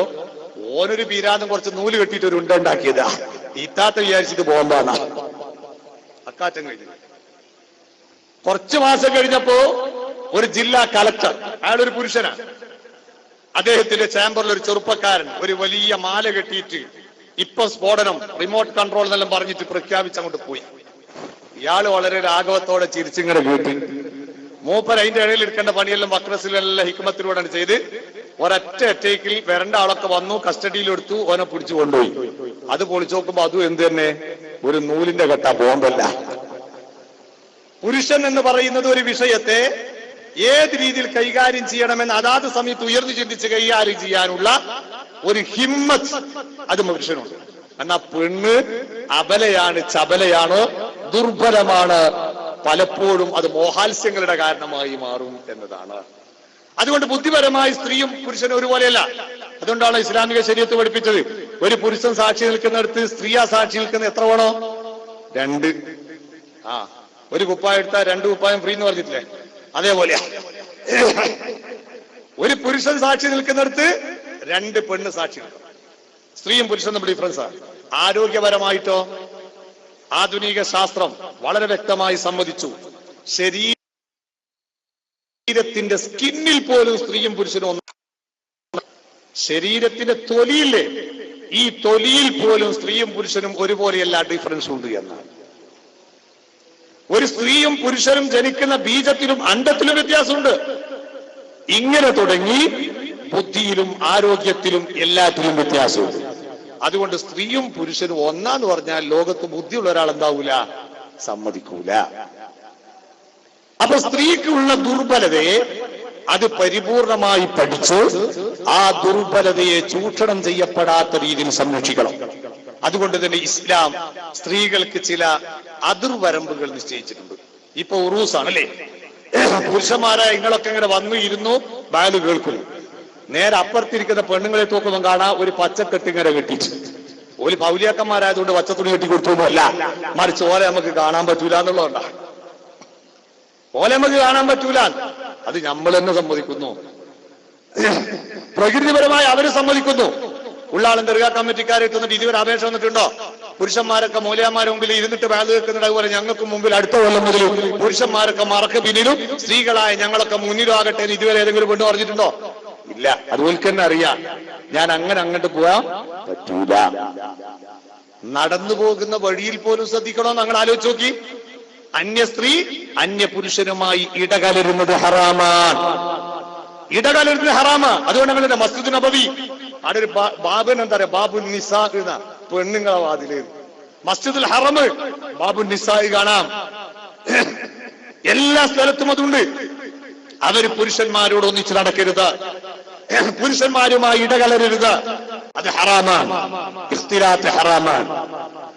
പക്ഷേ ഞാൻ വളരെ വേദനയോടെ പറയുന്നു, അല്ലാഹുവിന്റെ ദീനിനെ മനസ്സാകുന്ന മാണിക്യക്കൊട്ടാരത്തിൽ എല്ലാറ്റിനേക്കാളും വലുതായി ഏറ്റെടുത്തു അല്ലാഹുവിനെയും അവന്റെ ഹബീബിനെയും മനസ്സിന്റെ അകത്ത് പരിപൂർണമായി സ്നേഹിച്ചു ഊണില്ലാതെ ഉറക്കില്ലാതെ ഇബാദത്തുകളോടെ സൂക്ഷ്മതയോടെ ജീവിച്ച മഹാരഥന്മാരായ ഔലിയാഇന്റെ സവിധത്തിലേക്ക് വരുമ്പോ എന്റെ പ്രിയപ്പെട്ട പെങ്ങന്മാരെ, എന്റെ പ്രിയപ്പെട്ട സഹോദരിമാരെ, തികഞ്ഞ അച്ചടക്കം പാലിക്കണം കേട്ടോ. എന്റെ ചെറുപ്പക്കാരോട് ഞാൻ പറയുന്നു, പുരുഷന്മാരോട് ഞാൻ പറയുന്നു, സ്ത്രീകൾ നടക്കുമ്പോൾ ഒരു ഭാഗം ചേർന്ന് നടക്കണം, പുരുഷന്മാര് നടക്കുമ്പോൾ മറ്റൊരു ഭാഗം ചേർന്ന് നടക്കണം. ഒരിക്കലും അത് ഇടകലർന്ന് നടക്കുന്നത് ഹബീബായ തങ്ങൾക്കിഷ്ടമല്ല. നബി സല്ലല്ലാഹു അലൈഹി വസല്ലമ തങ്ങൾക്ക് പൊരുത്തമല്ല, ഔലിയാഇന് ഇഷ്ടമല്ല. അല്ല എന്ന് മാത്രമല്ല, മഹാന്മാരുടെ കുരുത്തക്കേടേറ്റു വാങ്ങേണ്ടി വരും കേട്ടോ. കാരണം അവരൊന്നും ചില്ലറ വ്യക്തിത്വങ്ങളല്ല, സഹിച്ച ത്യാഗത്തിന് കണക്കില്ല. ഔലിയാഇന്റെ നേതാവ് അശ്ശൈഖ് മുഹ്യിദ്ദീൻ അബ്ദുൽ ഖാദിർ ജീലാനി ഖദ്ദസല്ലാഹു സിർറഹുൽ അസീസ് തങ്ങൾക്ക് 51-ാമത്തെ വയസ്സ് മുതൽ 90 വയസ്സ് വരെ, അഥവാ 40 കൊല്ലം ഖിദ്മത്ത് ചെയ്ത ശിഷ്യൻ പറയുന്നു, ഞാൻ ഖിദ്മത്ത് ചെയ്ത 40 കൊല്ലം റസൂലുള്ളാഹി ഉറങ്ങുന്നത് ഞാൻ കണ്ടിട്ടില്ല. അതല്ലേ ഖാദി മുഹമ്മദ് റഹ്മത്തുള്ളാഹി അലൈഹി ചരിത്രത്തിന്റെ അതിന്റെ ഭാഗമായി എടുത്തുദ്ധരിച്ചത് നിലവേറും ഈശ തൊഴുതോരോലുവാലേ 40 സുബ്ഹി തൊഴുതോവോ 40 കൊല്ലക്കാലം ഉറക്കിന്റെ അഭിരുചി അറിയാതെ ഖാലിഖായ റബ്ബിന് ദിക്റും സ്വലാത്തും നിസ്കാരവും ഖുർആനോത്തുമായി കഴിഞ്ഞുകൂടിയവർ സുബ്ഹാനല്ലാഹ് 423 വർഷത്തിന്റെ പാരമ്പര്യം വിളിച്ചോതി കിടക്കുന്ന മഹാനായ മുഹമ്മദ് ശരീഫുൽ മദനി ഖദ്ദസല്ലാഹു സിർറഹുൽ അസീസ് അവിടുത്തെ ദർബാറിലേക്കല്ലേ നാം ഒരുമിച്ച് കൂടിയിരിക്കുന്നത്. ഇന്ന് ജനങ്ങൾ ഇങ്ങനെ അവിടത്തിലേക്ക് ഒടുങ്ങുന്നത്, ജനലക്ഷങ്ങൾ ഇങ്ങനെ ഓരോ ദിവസവും മണമുറിയാതെ വന്നൊഴുകിയെത്തി അവരവരുടെ നീറുന്ന പ്രശ്നങ്ങൾ കരയുന്നു, പറയുന്നു, ലക്ഷ്യം നേടി സന്തോഷിക്കുന്നു. ആ ഒരു ഉയർന്ന ദർജയിലേക്ക് അവരെത്താൻ കാരണം അലബലാദികളെ പോലെ നടന്നിട്ടല്ല, ഇസ്ലാമിക ശരീഅത്തിനെ ധിക്കരിച്ച് ജീവിച്ചിട്ടല്ല. കുടിക്കാൻ വെള്ളം നൽകിയ, ധരിക്കാൻ വസ്ത്രം നൽകിയ, ഭുജിക്കാൻ ഭക്ഷണം നൽകിയ, നടക്കാനും ഇരിക്കാനും സൗകര്യം ചെയ്തു തന്ന അധിപനായ റബ്ബുണ്ടല്ലോ, അവന്റെ മുന്നിലേക്ക് ഞാൻ തിരിച്ചു പോകുന്ന സമയത്ത് ഞാൻ നന്ദിയുള്ളൊരടിമയായി പോകണമെന്ന നിർബന്ധമായ ആഗ്രഹത്തോടെ പ്രയാസം സഹിച്ച് ജീവിച്ചപ്പോ അല്ല കൊടുത്ത ഏറ്റവും വലിയ അംഗീകാരമാണ് ഇന്നല്ലദീന ആമനൂ വഅമിലു സ്വാലിഹാത്തി സയജ്അലു ലഹുമുർ റഹ്മാനു വദ്ദാ. ഇന്നല്ലദീന ആമനൂ വഅമിലു സ്വാലിഹാത്തി സയജ്അലു ലഹുമുർ റഹ്മാനു വദ്ദാ. വിശ്വാസവും ഇബാദത്തും നന്നാക്കി ജീവിച്ചപ്പോ മഹാന്മാർക്ക് അല്ല കൊടുത്ത കഴിവാൻ, ആ മഹാന്മാരെ സ്നേഹിച്ചവർക്ക് അല്ല കൊടുത്ത കഴിവാൻ. ഞാൻ വേദനയോടെ പറയട്ടെ, അള്ളാഹു നമുക്കൊരുപാട് വലിയ ആത്മീയ നേതൃത്വങ്ങൾ നൽകിയിട്ടുണ്ട്. അള്ളാഹു അവർക്കൊക്കെ ആഫിയത്തുള്ള ദീർഘായുസ് നൽകുമാറാകട്ടെ. മൺമറഞ്ഞവരുടെ ദറജ അള്ളാഹു ഉയർത്തട്ടെ. മഹാനായ താജുൽ ഉലമ നമ്മോട് യാത്ര പറഞ്ഞു പിരിഞ്ഞു. സുബ്ഹാനല്ലാഹ്, എന്ത് വലിയ കറാമത്തായിരുന്നു ആ നാവിനല്ലേ. നാവിൽ നിന്നൊന്ന് പുറത്തു വന്നാൽ അത് സ്പോട്ടിൽ വെടി തന്നെ. ഞാൻ ഇപ്പോഴും ഓർക്കാറുണ്ട്, കർണാടകത്തിൽ എന്നടക്കമുള്ള അറിയപ്പെട്ട ഒരു വലിയ പ്രഗത്ഭ വ്യക്തിത്വത്തോട് ഒരൊറ്റ ദിവസമാണ് താജുൽ ഉലമ വെറുത്തത്. അടുക്കാത്ത ആ പൈസ പോലെയായി മാറുമെന്ന് പറഞ്ഞു. വിനീതനായ ഞാൻ പോലും കേട്ട് കണ്ണിൽ വെള്ളം നിറച്ചു പോയിട്ടുണ്ട്. എത്ര ആളുകൾ അല്ലേ ഖദർ മനസ്സിലാക്കി പെരുമാറാൻ പഠിച്ചിട്ടില്ലെങ്കിൽ അഡ്രസ് അല്ലാഹു എടുത്തു കളയുന്നതിന്റെ 100 കണക്കിന് തെളിവാണ്. ഡോക്ടർമാര് സംശയാസ്പദമായി നിർണയിച്ച ഒരു രോഗം ഒരു വലിയ ട്രീറ്റ്മെന്റിലേക്ക് വഴിതെളിയിക്കുന്നു എന്ന ഒരു ചെറിയ സൂചന കൊടുത്തപ്പോ ലക്ഷക്കണക്കിന് ഹൗക്കലത്ത് ചൊല്ലിയിട്ട് അതിന്റെ കറാമത്ത് കൊണ്ട് രോഗം മാറ്റി ഡോക്ടർമാരെ പോലും അത്ഭുതപ്പെടുത്തിയ കറാമത്ത് കാണിച്ചിട്ടില്ലേ. അല്ലാഹുവേ, അവിടുത്തെ ദറജ ഉയർത്തി കൊടുക്കണം റഹ്മാനേ. ഞാൻ ഇപ്പോൾ ഓർക്കാറുണ്ട്, വന്യരായ താജുൽ ഉലമ കുവൈറ്റിൽ ഒരു വിസിറ്റ് പോയി. അവിടുത്തെ പ്രവർത്തകന്മാർ വളരെയധികം നിർബന്ധിച്ചിട്ടാണ് അവിടെ പോയത് 2 ദിവസത്തേക്ക്. അന്ന് വിനീതനായ ഞാനും അവിടെ ഉണ്ടായിരുന്നു. അങ്ങനെ ഞാൻ താജുൽ ഉലമനെ കാണാൻ വേണ്ടി ചെന്നു. അപ്പൊ ഞാൻ നേരത്തെ അവിടെ ഉണ്ട് എന്നുള്ളത് മഹാനവറുകളോട് ആരോ പറഞ്ഞു. എത്താൻ അല്പം വൈകിയ ദേഷ്യം ആദ്യം ഉണ്ടായി പ്രകടിപ്പിച്ചു. ഞാൻ പിന്നെ സാധാരണ ദേഷ്യം പിടിച്ചാൽ പിന്നെ അടുത്ത പരിപാടി തല്ല് കിട്ടാനുള്ള മാർഗം എന്താണ് പിന്നെ നോക്കല്. കാരണം അടി കിട്ടിയാ പിന്നെന്തായി, രക്ഷപ്പെട്ട അങ്ങ് തണുത്ത് കിട്ടല. അങ്ങനെ അടുത്തുകൂടി. എനിക്കന്ന് സത്യം പറഞ്ഞാൽ അന്ന് രാത്രി മഹാനവറുകൾ പങ്കെടുക്കുന്ന വേദിയിൽ ഞാനാ പ്രസംഗിക്കേണ്ടത്. ശബ്ദം എന്ന് പറയുന്ന സാധുറില്ല, ശബ്ദമില്ല. ഞാനാകെ ബുദ്ധിമുട്ടി. ഇരുന്നിങ്ങനെ സംസാരിക്കുന്ന കൂട്ടത്തിൽ മൂപ്പരിങ്ങനെ മുസംബി ഇങ്ങനെ പൊലിച്ചിട്ടത് ഇങ്ങനെ എടുത്ത് തിമ്പിയിട്ട് അതിന്റെ വെള്ളം കുടിച്ച് ചണ്ടി ഇങ്ങനെ ഇടുക. ഞങ്ങൾ 2-3 ആളടുത്തുണ്ട്. അപ്പൊ ഞാൻ എന്തായി മനസ്സിലപ്പൊ നീയത്ത് വെച്ചു, ഇപ്പൊ മന്ത്രിക്കാൻ പറഞ്ഞ മന്ത്രി ഒന്നും കിട്ടലുണ്ടാവില്ല, ഏതായാലും ആ ചണ്ടി എന്ന വർക്കത്തുണ്ട്, രോഗം മാറട്ടെ എന്ന് നീയത്ത് വെച്ച് ഞാൻ അതൊരു കഷ്ണം എടുത്ത് ഞാൻ തിന്ന് തിരിഞ്ഞു നോക്കും. പിന്നെ പാത്രത്തിൽ ഒരൊറ്റ ചണ്ടിയിൽ അത് ബാക്കിയുള്ളവരൊക്കെ എടുത്തോണ്ട് തിന്നുകയും ചെയ്തു.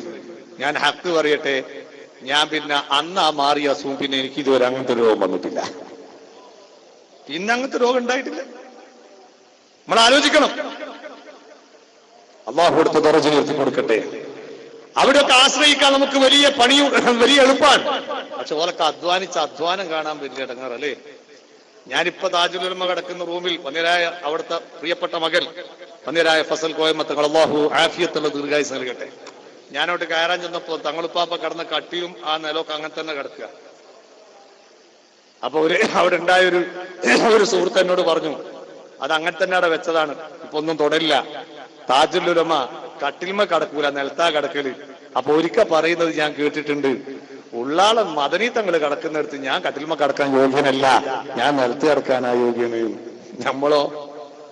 നമ്മൾ AC റൂമിൽ ഇങ്ങനെ അടിപൊളി കട്ടിലും ബെഡ്റൂട്ട് ഇങ്ങനെ കടന്നിട്ട് VIP ആയിട്ട് ഇങ്ങനെ നടക്കുക അല്ലേ. അള്ളാഹു നമ്മുടെ പാപങ്ങൾ പുറത്തു വരട്ടെ, നമ്മുടെ ഖൽബ് അല്ലാഹു നന്നാക്കി തരട്ടെ. അൽഹംദുലില്ലാഹ് അവിടുന്ന് നമ്മോട് യാത്ര പറഞ്ഞു പിരിഞ്ഞെങ്കിലും അവിടുത്തെ എല്ലാ പൊരുത്തവും പരിപൂർണമായി മാറിയ ഒരു വലിയ പുത്രനെ അള്ളാഹു നമുക്ക് ഔദാര്യമായി തന്നു. അള്ളാഹു നിലനിർത്തി തരട്ടെ. ആ തണൽ അള്ളാഹു നമുക്ക് നീട്ടിത്തരുമാറാകട്ടെ. ഒരു ദിവസത്തിൽ എത്ര ആളുകളാ ഒരുമിച്ച്. ഞാൻ എപ്പോഴും ഓർക്കാറുണ്ട്, ഒരു ദിവസം നേരിട്ട് പറയുന്നത് ഞാൻ കേട്ടിട്ടുണ്ട്, എന്നെ പോലെ കോയമ്മനെ കാണണ്ട, അത് കുറച്ച് കടുപ്പം കൂടുതലാകും, ദേഷ്യം പിടിപ്പിക്കേണ്ട എന്ന് പറയുന്നത് ഞാൻ കേട്ടിട്ടുണ്ട്. ഉള്ളാളെ ഞങ്ങൾ ഉപ്പാപ്പ ഹയാത്ത് കാലത്ത് പറഞ്ഞ് ഞാൻ കേട്ടിട്ടുണ്ട്. ഇരുത്തി പറയൽ അത് വീടുന്നതുകൊണ്ട് ഞാൻ മിണ്ടുന്നില്ല. പക്ഷേ ഇന്ന് നമുക്ക് ഒരു തലവേദന വരുമ്പോ, ഒരു ഊരവേദന വരുമ്പോ പോകാനും വെള്ളം മന്ത്രിപ്പിക്കാനും അതിന്റെ പുണ്യം നേടാനൊക്കെ നമുക്ക് വളരെ സിമ്പിളാണ്. പക്ഷേ ആ ഒരു ഗ്രൈഡിലേക്ക് അല്ലാഹു അവർ ഉയർത്തുമ്പോ അവരവരുടെ ഇബാദത്തിന്റെ മേഖലയിലും സാഹസത്തിന്റെ മേഖലയിലൊക്കെ സഹിക്കുന്ന ത്യാഗം മനസ്സിലാക്കണം. ആ കഷ്ടപ്പാടുകളുടെ മധ്യത്തിലൂടെ മൂല്യം നികത്തിയവരുടെ മുന്നിലേക്ക് നമ്മൾ പോകുമ്പോ അവരൊക്കെ ആദരിച്ച ഇസ്ലാമിനെ പിടിച്ചുചീന്തുന്ന സ്വഭാവം വേണ്ട. അവരിഷ്ടപ്പെടാത്ത ഒരു നടപടിക്രമം വേണ്ട. നമ്മൾ തികഞ്ഞ ഇസ്ലാമിക അന്തരീക്ഷം സൂക്ഷിക്കണം. ഇനി ഞാനൊരു കാര്യവും കൂടെ പറയട്ടെ. മഹാന്മാര് നമ്മോട് യാത്ര പറഞ്ഞു എന്ന് പറഞ്ഞതിന്റെ അർത്ഥം അവരുടെ ഈ ഭൗതിക ശരീരം യാത്ര പറഞ്ഞു എന്നാണ്. അവരുടെ ആത്മാവ് നമ്മോടൊന്നിച്ചിട്ടുണ്ട്. ആത്മീയമായ ദർശനം എപ്പോഴും നമ്മോടൊന്നിച്ചുണ്ടാകും. ജീവിതകാലത്ത് അവരനുഭവിക്കുന്നത് പോലെ അവർ വഫാത്തായി കിടക്കുമ്പോഴും അനുഭവിക്കുന്നുണ്ടെന്ന ബോധം വേണം. അതുകൊണ്ട് അവരുടെ പൊരുത്തക്കേട് വാങ്ങുന്ന ഒരു സ്വഭാവവും ക്രമക്കേടുകളും നമ്മുടെ ജീവിതത്തിൽ വരാതെ സൂക്ഷിക്കണം. ഞാൻ എന്റെ പ്രിയപ്പെട്ട ഉമ്മപങ്ങന്മാരോട് പറയട്ടെ, അതേ നിങ്ങളെ ഇസ്ലാം വളരെ അച്ചടക്കത്തോടെ ജീവിക്കാൻ വേണ്ടി നിർദ്ദേശിച്ചു. നിന്റെ തലമുടി അന്യം കാണാൻ പാടില്ല, നിന്റെ മുഖം അന്യപുരുഷൻ കാണാൻ പാടില്ല, നിന്റെ മുൻകൈ അന്യപുരുഷൻ കാണാൻ പാടില്ല, നിന്റെ കാല് അന്യപുരുഷൻ കാണാൻ പാടില്ല. ശരീരമാസകളും മറക്കണം. നിന്റെ സംസാരം നീ ശ്രദ്ധിക്കണം. നിങ്ങൾ കണ്ടില്ലേ, ഹബീബായ നബി സല്ലല്ലാഹു അലൈഹി വസല്ലമ തങ്ങളുടെ പ്രിയപ്പെട്ട പത്നിമാര്, അതേ നമ്മുടെ സഹോദരിമാർക്ക് നാളെ സ്വർഗ്ഗലോകത്തുള്ള ലീഡർഷിപ്പിന്റെ പദവിയിൽ നിൽക്കുന്ന വിഭാഗമാണ്. അവരെ വിളിച്ചല്ലേ ഖുർആൻ പറഞ്ഞത്, യാ നിസാ അൽ നബി ലസ്തുന്ന കഅഹദിൻ മിനൻ നിസാഇ ഇൻ തഖൈതും. ഓ പ്രവാചക പത്നിമാരെ, നിങ്ങളുടെ പ്രകൃതിപരമണീയമായ സംസാര ശൈലിയിൽ നിങ്ങൾ ഒരിക്കലും അന്യപുരുഷനോട് സംസാരിക്കാൻ പാടില്ല. ഇന്നത്തെ കാരണം പറയുന്നത്, അങ്ങനെ നിങ്ങൾ സംസാരിക്കുമ്പോ അതേ കാണുന്ന പുരുഷനൊക്കെ മാന്യനാണെന്ന് തെറ്റിദ്ധരിച്ചു പോകണ്ട. പൈശാചികത്വത്തിന്റെ ദുർബലത പിടികൂടിയ പൗരുഷ മനസ്സുകൾ നിങ്ങളിലേക്ക് ആഗ്രഹിച്ചു പോകും. അത് അപകടത്തിലേക്കുള്ള വഴിയാണ്. അതുകൊണ്ട് നിങ്ങൾ അല്ലാഹുവിനെ സൂക്ഷിക്കുന്നുവെങ്കിൽ നിന്റെ സംസാരം നീ സൂക്ഷിക്കണം, നിന്റെ നടത്തം നീ സൂക്ഷിക്കണം, നിന്റെ ഇരുത്തം നീ സൂക്ഷിക്കണം, നിന്റെ വസ്ത്രധാരണ സൂക്ഷിക്കണം. നീ ഒരാളോട് സംസാരിക്കേണ്ടി വന്നാൽ തന്നെ അതൊരു മറയുടെ പിറകിൽ വെച്ചല്ലാതെ സംസാരിക്കരുതെന്ന് ഖുർആൻ. ഒരു പെണ്ണ് ഒരു അന്യപുരുഷനോട് സംസാരിക്കേണ്ടുന്ന നിർബന്ധ സാഹചര്യം വന്നാൽ തന്നെ അത് മറയോടുകൂടെ മാത്രമേ സംസാരിക്കാൻ പാടുള്ളൂ. നിങ്ങൾ ആലോചിച്ചു നോക്ക്. അല്ലാഹു നമ്മുടെ ഖൽബ് നന്നാക്കി തരട്ടെ. എന്നാൽ എന്തിനാണ് ഈ അച്ചടക്കം ഇത് പാലിക്കാൻ വേണ്ടി പറഞ്ഞത്? സമൂഹത്തിൽ ഏറ്റവും വലിയൊരു ശുദ്ധമായ അന്തരീക്ഷം അത് ജീവിതത്തിന്റെ ഭാഗമായി കെട്ടിപ്പിടിച്ച് ജീവിക്കേണ്ടത് സ്ത്രീകളാണ്. എന്താ കാരണം അറിയോ? ഈ ഭൂമുഖത്ത് അള്ളാഹുവിന്റെ സൃഷ്ടികളുടെ കൂട്ടത്തിൽ ഉത്കൃഷ്ട വിഭാഗം മനുഷ്യൻ. മനുഷ്യൻ എന്ന് പറയുന്ന ഒരു യഥാർത്ഥ വസ്തു, ആ വസ്തുവിനെ പ്രൊഡക്റ്റ് ചെയ്യുന്ന കമ്പനി, അതിനെ ശരിക്ക് അതിനെ ഉൽപ്പാദിപ്പിക്കുന്ന കമ്പനി അതേതാണ്? അതൊരു പെണ്ണാണ്. ഒരു പെണ്ണിന്റെ ഗർഭപാത്രമാണ് ഒരു കുട്ടിയുടെ ജന്മകേന്ദ്രം. അതുകൊണ്ട് തന്നെ ഒരു മാന്യനായ കുട്ടി ജനിക്കുമ്പോ ആ മാന്യനായ കുട്ടിയെ പേറുന്ന പള്ള അതൊരു മാന്യതയുള്ള പെണ്ണിന്റെ പള്ളയാകണം. അപ്പോഴേ ഒരു മാന്യനായ മനുഷ്യൻ പുറത്തു വരുള്ളൂ. അതുകൊണ്ട് പുരുഷനേക്കാൾ കൂടുതൽ വിശ്വാസം നന്നാക്കേണ്ടത് പെണ്ണാണ്, സ്വഭാവം നന്നാക്കേണ്ടത് പെണ്ണാണ്, സംസ്കാരം നന്നാക്കേണ്ടത് പെണ്ണാണ്, ജീവിതം ശുദ്ധിയാക്കേണ്ടത് പെണ്ണാണ്, എല്ലാം നന്നാക്കേണ്ടത് പെണ്ണാണ്. അങ്ങനത്തെ ഒരു പെണ്ണ്, ആ പെണ്ണിലൂടെ ജനിക്കുന്ന കുഞ്ഞ് അത് അള്ളാഹു പൊരുത്തപ്പെട്ട കുഞ്ഞായിരിക്കും.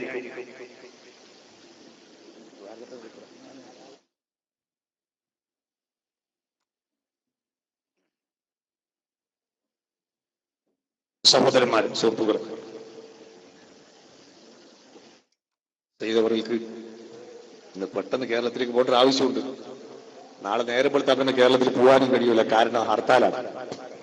അത് ഞങ്ങളെ കേരളത്തിലുള്ള ഒരു ബർക്കത്താണ്. ഇടയ്ക്കിടെ ഇങ്ങനെ ബന്ദ് ഹർത്താൽ എന്നൊക്കെ പറഞ്ഞ് കേരളത്തിൽ മാത്രമുള്ള ഒരു ബർക്കത്താണ്. നിങ്ങൾക്ക് അസൂയ ഒന്നിട്ട് കാര്യമൊന്നുമില്ല. അത് ഇടക്കിടക്ക് ഒരു കുത്ത്, കൊല, കുരുമാല്, ഇടക്കിടക്ക് ഒരു ബന്ദ്, അതൊക്കെ അങ്ങനെ കേരളക്കാർക്ക് അല്ലാഹു തആല ഇങ്ങനെ ഫ്രീ ആയിട്ട് തരുന്ന ചില സാവകാശം. അങ്ങനെ ഉള്ളതുകൊണ്ട് ചിലപ്പോൾ ഒരു ദിവസമെങ്കിലും ട്രസ്റ്റികൾക്ക് കിട്ടും, അല്ലെങ്കിൽ അതും കിട്ടൂല. അപ്പൊ 6 മണിയാകുന്നതിന് മുമ്പ് ഇവർക്ക് നാട്ടിലേക്ക് എത്തേണ്ടത്. അതുകൊണ്ടാണ് ഇൻഷാ അല്ലാഹ് ഞാൻ എന്റെ പ്രസംഗം ദീർഘിപ്പിക്കുന്നില്ല, ഞാൻ വളരെ പെട്ടെന്ന് നിർത്തുകയാണ്. എന്റെ പ്രിയപ്പെട്ട മാന്യ സഹോദരി സഹോദരന്മാർ മനസ്സിലാക്കണം, ഒരു പെണ്ണ്, ആ പെണ്ണാണ് ഒരു യഥാർത്ഥ മനുഷ്യനെ വളർത്തുക. അതാണ് നേരത്തെ മദനി ഉസ്താദ് നിങ്ങൾക്ക് വേണ്ട പറഞ്ഞത്. ഒരു പെണ്ണ് മനുഷ്യനെ വളർത്തേണ്ടുന്ന ഉത്തരവാദിത്തമാണ് അവൾ ഏറ്റെടുക്കുന്നത്. ഒരു പെണ്ണ് നാട് നന്നാക്കുന്ന പണിയല്ല ഏറ്റെടുക്കേണ്ടത്. നബി സല്ലല്ലാഹു അലൈഹി വസല്ലമ തങ്ങൾ പഠിപ്പിച്ചില്ലേ, കുല്ലുക്കും റാഇ വകുല്ലുക്കും മസ്ഊലൻ അൻ റഅയതിഹി ഖാല റസൂലുള്ളാഹി. നിങ്ങൾ എല്ലാവരും ഭരണാധികാരികളാണ്, നിങ്ങളുടെ ഭരണീയരെ പറ്റി നിങ്ങളോട് ചോദ്യം ചെയ്യും എന്നിങ്ങനെ പറഞ്ഞു വന്ന ഹദീസിൽ കാണാം, വസ്സൗജതു റാഇയത്തുൻ ഫീ ബൈതി സൗജിഹാ. നബിയുനാ റസൂലുള്ളാഹി, ഹബീബായ തങ്ങൾ ഒരു പെണ്ണിനെ ഏൽപ്പിച്ച ഡ്യൂട്ടി ഏതാണെന്നറിയോ? ഭർത്താവിന്റെ വീട് ഭരിക്കുന്ന ഡ്യൂട്ടിയാണ്. ആരാ വീട്ടിൽ? ആ വീട്ടിൽ സംരക്ഷിക്കപ്പെടുന്നത് മക്കളാണ്. മൂരിയും പോത്തുമല്ല, കോഴിയും ആടുമല്ല. അവിടെ വളരുന്നത് മനുഷ്യനാണ്. ആ മനുഷ്യൻ അധിവസിക്കുന്ന മതിൽക്കെട്ടുകൾ, അതിന്റെ ചുറ്റുപാടുകൾ, അതിന്റെ സാഹചര്യങ്ങൾ, അത് പൈശാചികം സ്പർശിക്കാത്ത, ഇസ്ലാമിക വിരുദ്ധ സാഹചര്യങ്ങളില്ലാത്ത നല്ലൊരു ചുറ്റുപാടിൽ സൂക്ഷിക്കേണ്ടുന്ന ഏറ്റവും വലിയ ബാധ്യത അത് പെണ്ണിന്റെ കയ്യിലാണെന്ന് മുഹമ്മദുർ റസൂലുള്ളാഹി. മക്കള് തലതിരിഞ്ഞു പോയാൽ അതിന്റെ ഉത്തരവാദി ആരാ? ഉമ്മയാ.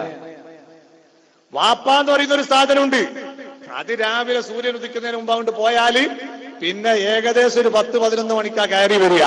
മൂപ്പര് വരുമ്പോ തന്നെ ഉള്ള ചൂടും പുകയും എല്ലാ പ്രഷറും കൊണ്ടുപോയി വരിക. വന്നാ ഒരു കഞ്ഞും വെള്ളം കിട്ടി അതും കുടിച്ച് കാല് കഴുകാൻ പോലും നേരം ഉണ്ടാവില്ല. അല്ലല്ല ശേഖന്മാരെന്ന് പറഞ്ഞു ഹോന്നും പറഞ്ഞ് കൂർക്കം വലിക്കല. പിന്നെ പിറ്റേന്ന് രാവിലെ മുട്ടിയാലാ മൂപ്പര് ഹയാത്തായാലും മൂപ്പരാളെ.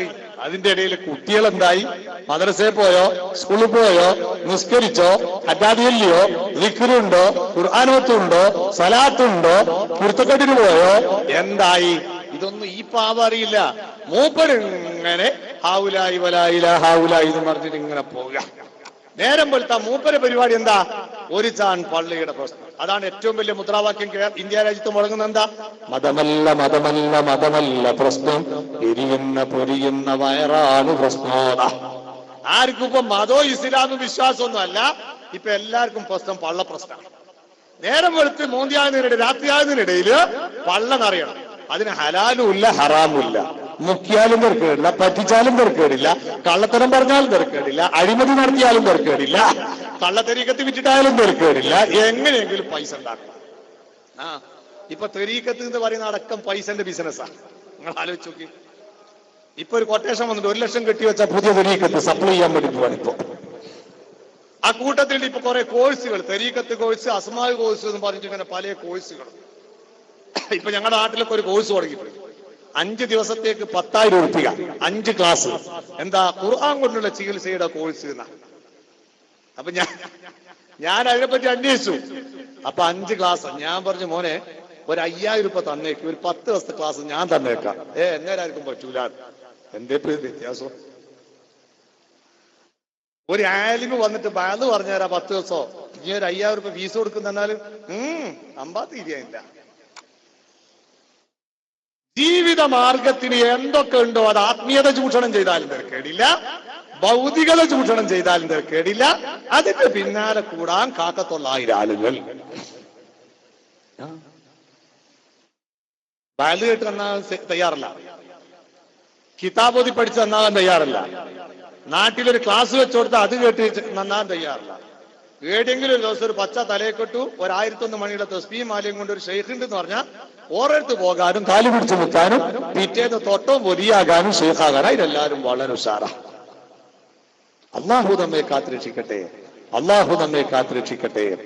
ഞാൻ പറയുന്നു എന്റെ പ്രിയപ്പെട്ട പെങ്ങന്മാരോട്, നിന്റെ ഭർത്താവിന്റെ വീട്ടിന്റെ പരിസരം ശ്രദ്ധിക്കേണ്ടത് നീയാണ്.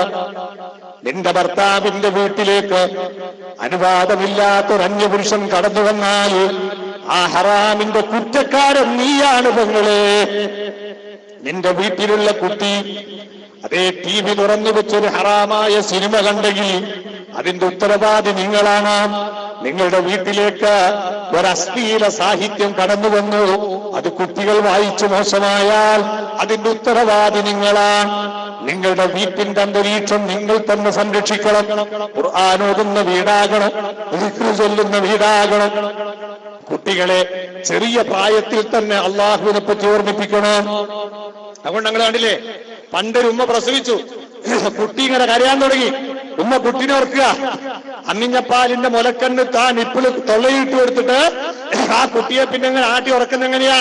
ഹസ്ബി റബ്ബി ജല്ലല്ലാഹ് മാ ഫീ ഖൽബി ഗൈറുല്ലാഹ് നൂറു മുഹമ്മദ് സല്ലല്ലാഹ് ആമന്നാ ബി റസൂലില്ലാഹ്. ആ നല്ല ദിക്ർ ഇങ്ങനെ ചൊല്ലിയിട്ട് ഇങ്ങനെ ഓർക്കുക. അപ്പൊ കാണാം പിറ്റേന്ന് നോക്കും കുട്ടി ഇങ്ങനെ ആടിയിട്ട് മൂപ്പറും ലായിലായില്ലല്ലോ, ഉമ്മ ലായിലായില്ലെന്ന് തുടങ്ങുമ്പോ 36 ഇങ്ങനെ ലായിലായില്ലെന്നോ എല്ലാം തുടങ്ങും. ഇപ്പൊ നല്ല അടിപൊളി സിനിമാ പാട്ട്, എല്ലാവർക്കും പാട്ട് സിനിമ പാട്ട ഇഷ്ടമെന്ന് കണ്ടപ്പോ എന്നെ പോലത്തെ ബാല് പറയുന്ന മൂല്യമാർന്ന് തുടങ്ങി ഇപ്പൊ സിനിമാ പാട്ട്. നിങ്ങൾ ആലോചിച്ചു, എന്നെ പോലെ ബാല് പറയുന്ന ഉസ്താദ് ഇപ്പൊ ഒന്ന് റാഹത്താണ്ടിക്ക് എന്ത് വേണോ, ഒരു നല്ലൊരു അടിപൊളി സിനിമാ പാട്ടൊക്കെ പാടിയാൽ എന്താവുള്ളൂ. ഞങ്ങളെ നാട്ടിലൊരു മൂലയാര്, നാട്ടിന്റെ അടുത്തൊരു മൂലയാര് ബാല് പറയാൻ പറഞ്ഞു, ഇഷ്ടം പോലെ പെണ്ണുങ്ങളുണ്ട്, സംഘാടകരൊക്കെ വലിയ ആവേശത്തിലാ, 1000കണക്കിന് ആളുണ്ട്. അങ്ങനെ അതിന്റെ ഇടയിൽ ഒരു 10-11 പെണ്ണുങ്ങൾ, നല്ല ഫർദയിട്ട പെണ്ണുങ്ങൾ സാധുക്കൾ എഴുന്നേറ്റ് പോകാൻ തുടങ്ങി. അപ്പം വണ്ടിയേസ് ചോദിച്ചല്ല നിങ്ങളത്തെ വയൽ കേൾക്കണില്ല ചോദിച്ചു. അപ്പൊ പറഞ്ഞു വയലല്ല, ഞങ്ങൾക്കൊരു സങ്കടം കൊണ്ട് പോവാണ്. ഇപ്പൊ എന്തേ ചോദിച്ചു. അല്ല മൂലയാർ ഇത്ര ഉഷാറായിട്ട് സിനിമാ പാട്ട് പാടണമെങ്കിൽ അത് കാണാണ്ടേതായാലും പാടാൻ കഴിയില്ല, നമ്മൾ ഇതുവരെ കണ്ടിട്ടില്ല, പാടിയിട്ടില്ല, കേട്ടിട്ടില്ല. അന്നേരത്ത് പൊരേ പറ്റി 10 സുബാനല്ലേ, നമ്മൾ ആകൃതി വല്ല കൂലിയും കൂട്ട, അവിടെ ഞങ്ങൾ പോവാണ്. വണ്ടിയേസ് ഇങ്ങനെ നിന്നെടുത്ത് പോലെ അന്ന് തീരുമാനിച്ചു, ആദ്യത്തെ അവസാനത്തെ ബാധകന് ഞങ്ങൾ ഇപ്പോൾ പാടിക്കില്ല. നിങ്ങൾ ആലോചിച്ച് നോക്കി. ഞാനൊരു പ്രാവശ്യം കാസർഗോഡ് ഭാഗത്ത് ഇങ്ങനെ വേലൂരാൻ ഇങ്ങനെ പോവുക, വേല് കഴിഞ്ഞിങ്ങനെ പോകുമ്പോ കുറെ ചെറുപ്പക്കാരൊക്കെ 2 വീലറിലൊക്കെ അങ്ങനെ തട്ടസിച്ച് സിനിമാ പാട്ടൊക്കെ പാടിയിട്ട് ഇങ്ങനെ പോവാ. അപ്പൊ ഞാൻ കരുതി എന്തൊരു ഉത്സവോ സർക്കസൊക്കെ കഴിഞ്ഞിട്ട് പോവാണ്. അപ്പൊ അല്ല, എന്റെ അടുത്തൊരു ഉസ്താദ് വന്നിട്ട് ഓരോ ബാലിന്റെ ഇടയിൽ പാടിയ സിനിമാ പാട്ട് അതിന്റെ ബർക്കത്തിന് വേണ്ടിയിട്ട് തബറുക്ക് കിട്ടാ ഓരോ ഇങ്ങനെ പാടുക, യാത്ര തിരിച്ചു പോകുമ്പോ. അങ്ങനെ ആലോചിച്ചു ഇതിന്റെ ഒക്കെ അതാ പാര സഹിക്കും, എവിടെ ഇതിന്റെ ഒക്കെ പോക്കി. എന്നാലോ അങ്ങനത്തെ മൗലിയാരുണ്ടെങ്കിലോ വലിയ വലിയ ആലിമ്യങ്ങളൊന്നും വരുമ്പോ ഇപ്പൊ ഒരു പ്രശ്നമൊന്നുമല്ല. വലിയ വലിയ ആലിമ്യങ്ങളൊന്നും വരുമ്പോ ആർക്കും ഇൻട്രസ്റ്റ് ഒന്നുമില്ല.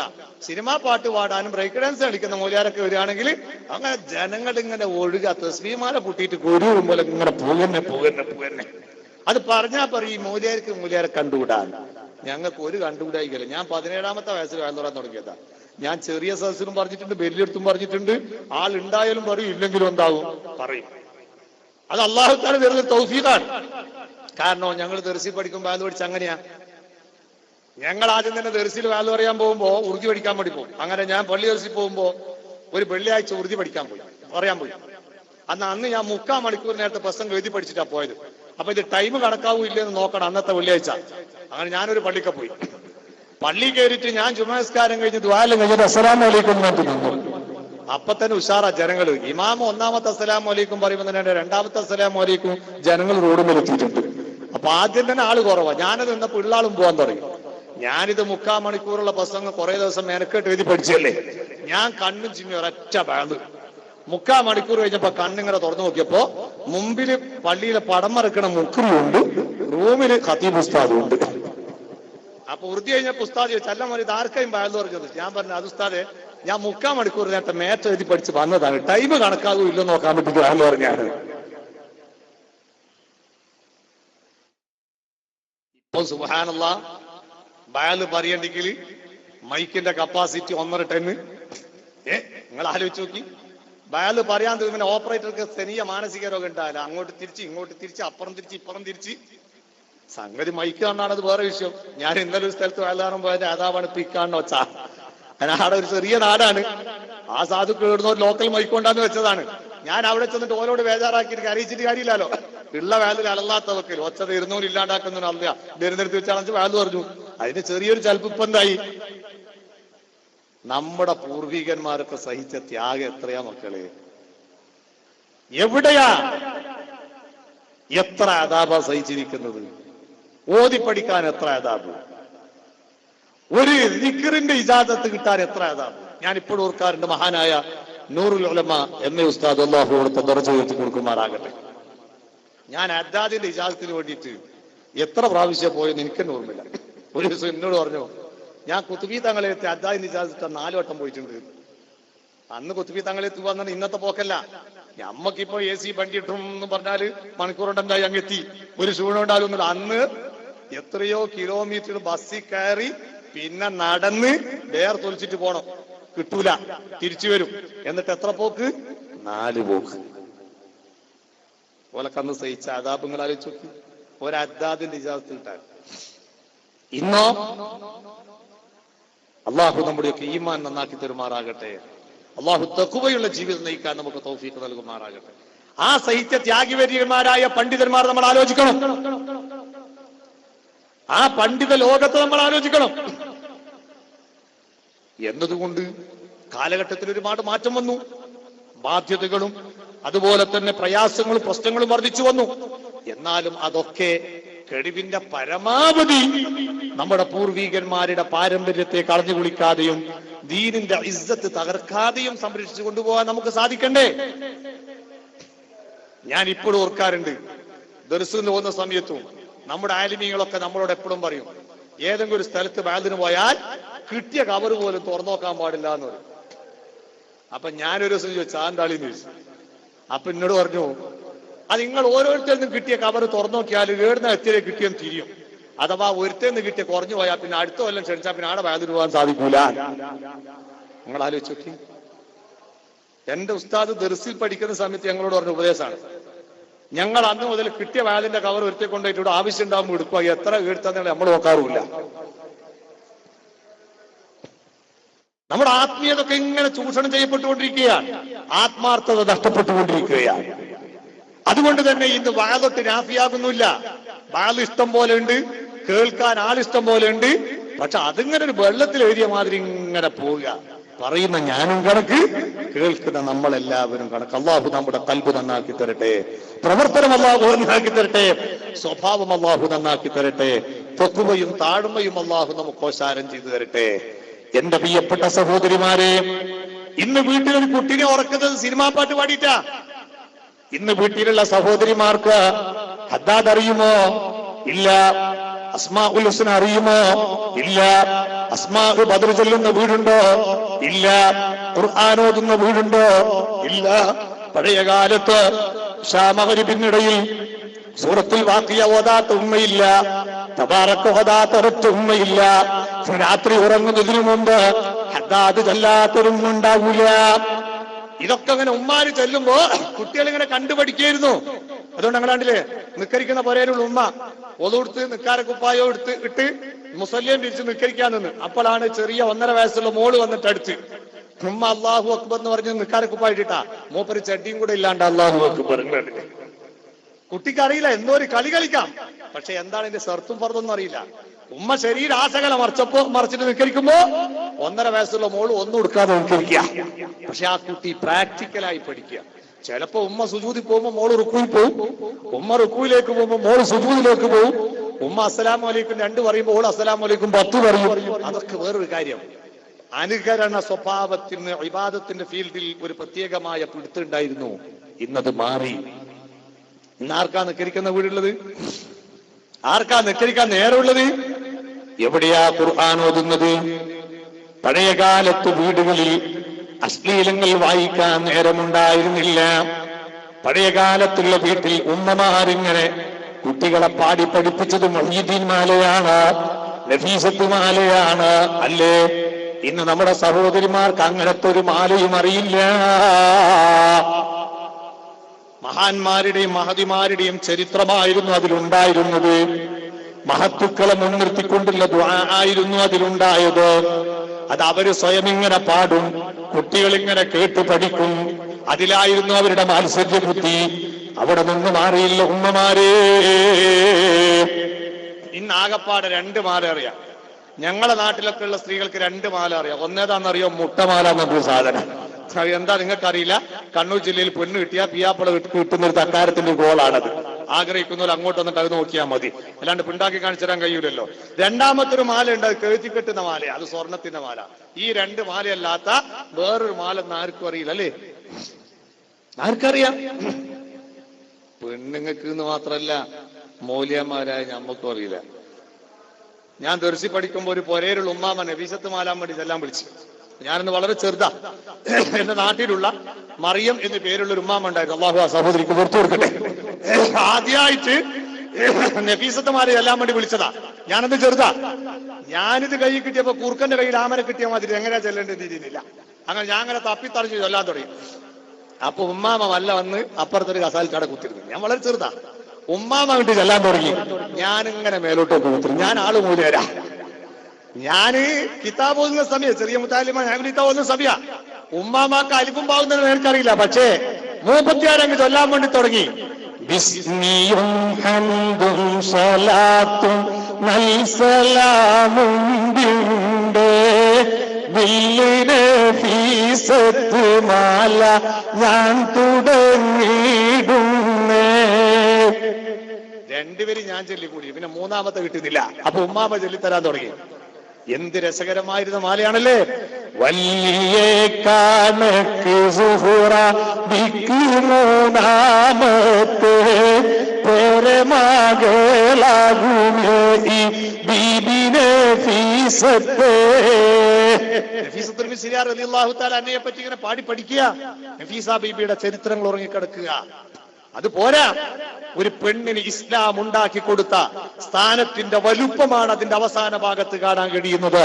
പീഡിപ്പിക്കപ്പെട്ട സ്ത്രീത്വത്തെ ഹബീബ് മുഹമ്മദ് മുസ്തഫ സല്ലല്ലാഹു അലൈഹി വസല്ലമ തങ്ങൾ ഉയർത്തിക്കൊണ്ടുവന്നു. ഉയർത്തിക്കൊണ്ടുവന്നിട്ട് എവിടെ എത്തിയെന്നറിയോ? പേര് കേട്ടാൽ പുരുഷന്റെ നാവുകൊണ്ട് റളിയല്ലാഹു അൻഹാ എന്ന് പറയിപ്പിക്കുന്ന ഗ്രൈഡിലേക്ക് അള്ളാഹു എത്തിച്ചു. റസൂലുള്ളാഹി തങ്ങളെ ഉയർത്തി. ആ പുരുഷന്മാരടക്കം മഹതിമാരെ മുൻനിർത്തി ദുആ ചെയ്യുന്ന, തവസ്സുൽ ചെയ്യാൻ പറ്റിയൊരവസ്ഥയിലേക്ക് ഉയർത്തിയില്ലേ? നഫീസത്ത് മാലയുടെ അവസാനം തന്നെ നമുക്കറിയാം.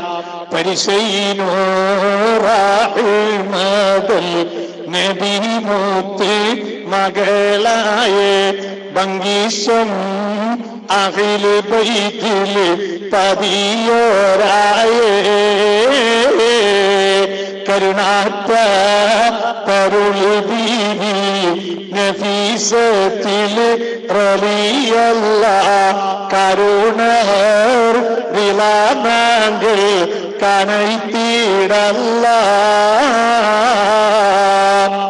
നഫീസത്തുൽ മിസ്രിയ റളിയല്ലാഹു തആല അൻഹയെ മുൻനിർത്തി ഇങ്ങനെ ദുആ ചെയ്യാ. ആ നഫീസത്ത് മാല ഇന്നില്ല, വഹീദ്ദീൻ മാല ഇന്നില്ല. എല്ലാ ഭൂതികളിലും ചെറിയ പ്രായത്തിൽ തന്നെ കുട്ടികൾ ബദ്ർ മൗലൂദ് ചൊല്ലാൻ പഠിച്ചിരുന്നതല്ലേ? കാരണം എന്താ? എല്ലാ മാസത്തിലും 17-ാം രാവിൽ വീട്ടിലന്ന് ബദ്ർ മൗലൂദ് ചൊല്ലൽ നിർബന്ധമാണ്. ഭക്ഷണം കഴിക്കാൻ വേണ്ടി വരുന്ന മുത്താലിം അത് ചൊല്ലും. കുട്ടികളന്ന് അടുത്തിരുത്തി കൊടുക്കും. എന്നിട്ട് ഇങ്ങനെ ചെല്ലാത്ത വസല്ല ബിബിസ്മില്ലാ വബിൽഹാദി റസൂലില്ലാ വകുല്ലി മുജാഹിദിൻ ലില്ലാഹ് വഅഹ്ലി ബദീരി യാ അല്ലാഹ് ഇലാഹി സല്ലി മിൽ ഉമ്മ മിനൽ ആഫാതി വന്നിഖ്മ വമിൻ ഹമ്മിൽ വമിൻ ഉമ്മ ബിഅഹ്ലി ബദീരി യാ അല്ലാഹ് സലാത്തുല്ലാഹ് സലാമുല്ലാഹ് അലാ താഹ റസൂലില്ലാഹ് സലാത്തുല്ലാഹ് സലാമുല്ലാഹ് അലാ യാസീൻ ഹബീബില്ലാഹ്. മഹാന്മാരായ ബദരീങ്ങളെ തവസ്സുൽ ചെയ്ത് ചൊല്ലിയ ബൈത്തുകൾ അത് മക്കളിങ്ങനെ കാണാതെ ചൊല്ലുകയായിരുന്നു. ആ വീട്ടിൽ എന്തൊരു സമാധാനമായിരുന്നു. കുട്ടികളിൽ നല്ല വാക്കുകൾ വളരുകയാണ്, നല്ല ദിക്റുകൾ ഉയരുകയാണ്, നല്ല ശബ്ദങ്ങൾ വളരുകയാണ്, നല്ലതിനോടുള്ള ബന്ധം വർദ്ധിക്കുകയാണ്. ഇന്ന് വീട്ടിലുള്ള ഉമ്മമാർ ആ സംസ്കാരത്തിൽ നിന്ന് പിന്മാറി ഭൗതികതയിലേക്ക് അങ്ങ് ഇറങ്ങിച്ചെന്നപ്പോ കേൾക്കുന്നത് സിനിമാ ഗാനം, വായിക്കുന്നത് അശ്ലീലങ്ങൾ, പറയുന്നത് തോന്നിവാസങ്ങൾ. അവിടത്തേക്ക് നമ്മുടെ കുട്ടികൾ അങ്ങനെ ഇറങ്ങിപ്പോവുകയാ. വിനീതനായ ഞാൻ പ്രവർത്തിക്കുന്ന വലിയ സ്ഥാപനം ഉടിയിൽ സുന്നി മജ്ലിസ് അള്ളാഹുവിന്റെ തൗഫീഖോട് 23 വർഷം മുമ്പ് ആരംഭിച്ചൊരു സ്ഥാപനം. വിദേഹത്തുകാരന്റെ ഈറ്റില്ലം 4 മഹാന്മാരുടെ മക്ബറുകൾ തല്ലിത്തകർത്തൊരു പ്രദേശത്ത് സുന്നത്തി ജമാഅത്തിന്റെ പുനഃസ്ഥാപനത്തിന് വേണ്ടി തുടങ്ങിയൊരു സ്ഥാപനം.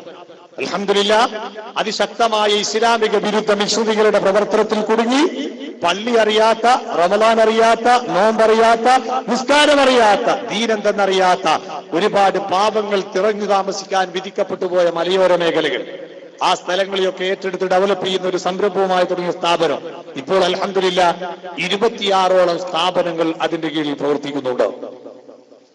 അതിന്റെ ഭാഗമായി നടക്കുന്ന ഇംഗ്ലീഷ് മീഡിയം സ്കൂൾ ഒരു ദിവസം കണ്ട് പ്രിൻസിപ്പള് ഒരു ചെറിയ UKG കുട്ടിയുടെ കയ്യും പിടിച്ച് എന്റെ റൂമിലേക്ക് വന്നു. ഉസ്താദ്, ദൈവം വല്ലാത്തൊരു സാധനം, നമ്മുടെ സ്ഥാപനത്തിൽ ഇതുവരെ കേൾക്കാത്ത ഒരു ഭാഷ ഉപയോഗിച്ചു. എന്താന്ന് ഞാൻ ചോദിക്കേണ്ടി വന്നില്ല. നമ്മുടെ നാട്ടിലൊക്കെ ഉണ്ടല്ലോ, തീരെ തെറ്റിക്കഴിഞ്ഞാൽ സംസ്കാരം ഇല്ലാത്തവർക്ക് ഉപയോഗിക്കുന്ന ഒരു ഭാഷ, നായ പ്ലസ് മോനെ ഈക്വൽ എന്റെ മോനെ എന്ന് പറയുന്ന ഒരു ഭാഷ. ഇത് ആര് വിളിക്കുക? LKG പഠിക്കുന്ന കുട്ടി. അപ്പൊ ഞാൻ ആ ചെറിയോനെ പതുക്കെ അടുത്ത് പിടിച്ച് ഒരു മിഠായി എല്ലാം കൊടുത്ത് ഇങ്ങനെ സോപ്പാക്കിയിട്ട് ഞാൻ ചോദിച്ചു, മോൻ ഇത് ഇവിടുന്ന് കേട്ടോന്ന് ചോദിച്ചു. അപ്പൊ പറഞ്ഞു, ഇന്നലെ മോന്തിക്ക് ഉമ്മനെ വാപ്പ വിളിക്കുന്ന ഞാൻ കേട്ടിട്ടുണ്ട്. അപ്പൊ മൂപ്പരത് അങ്ങനെ തന്നെ ഇങ്ങോട്ട് പകർത്തിരിക്കുന്നു. വാപ്പ തലേന്ന് രാത്രി ദേഷ്യം പിടിച്ചപ്പോ ഉമ്മാക്കിട്ട് 2 ഫയറായി കൊടുത്ത ലഫ്ല.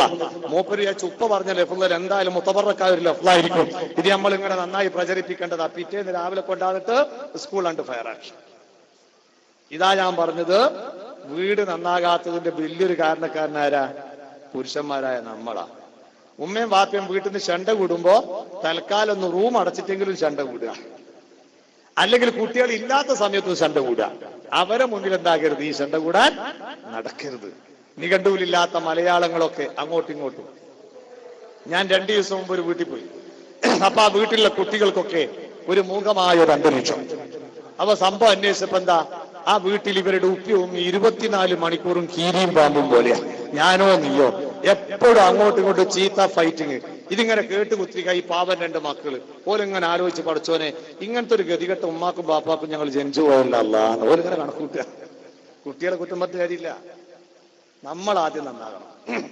ഉമ്മയും ബാപ്പയും നന്നാകണം, നമ്മുടെ സ്വഭാവം നന്നാകണം, സംസ്കാരം നന്നാകണം, വിശ്വാസം നന്നാകണം, ആചാരം നന്നാകണം. അവിടെയാണ് നമ്മുടെ വീട്ടിൽ വളർന്നു വരുന്ന ഉൽപ്പന്നം നന്നാകുന്നത്. നമ്മുടെ വീട്ടിൽ വളർത്തുന്ന സാധനം എന്താ?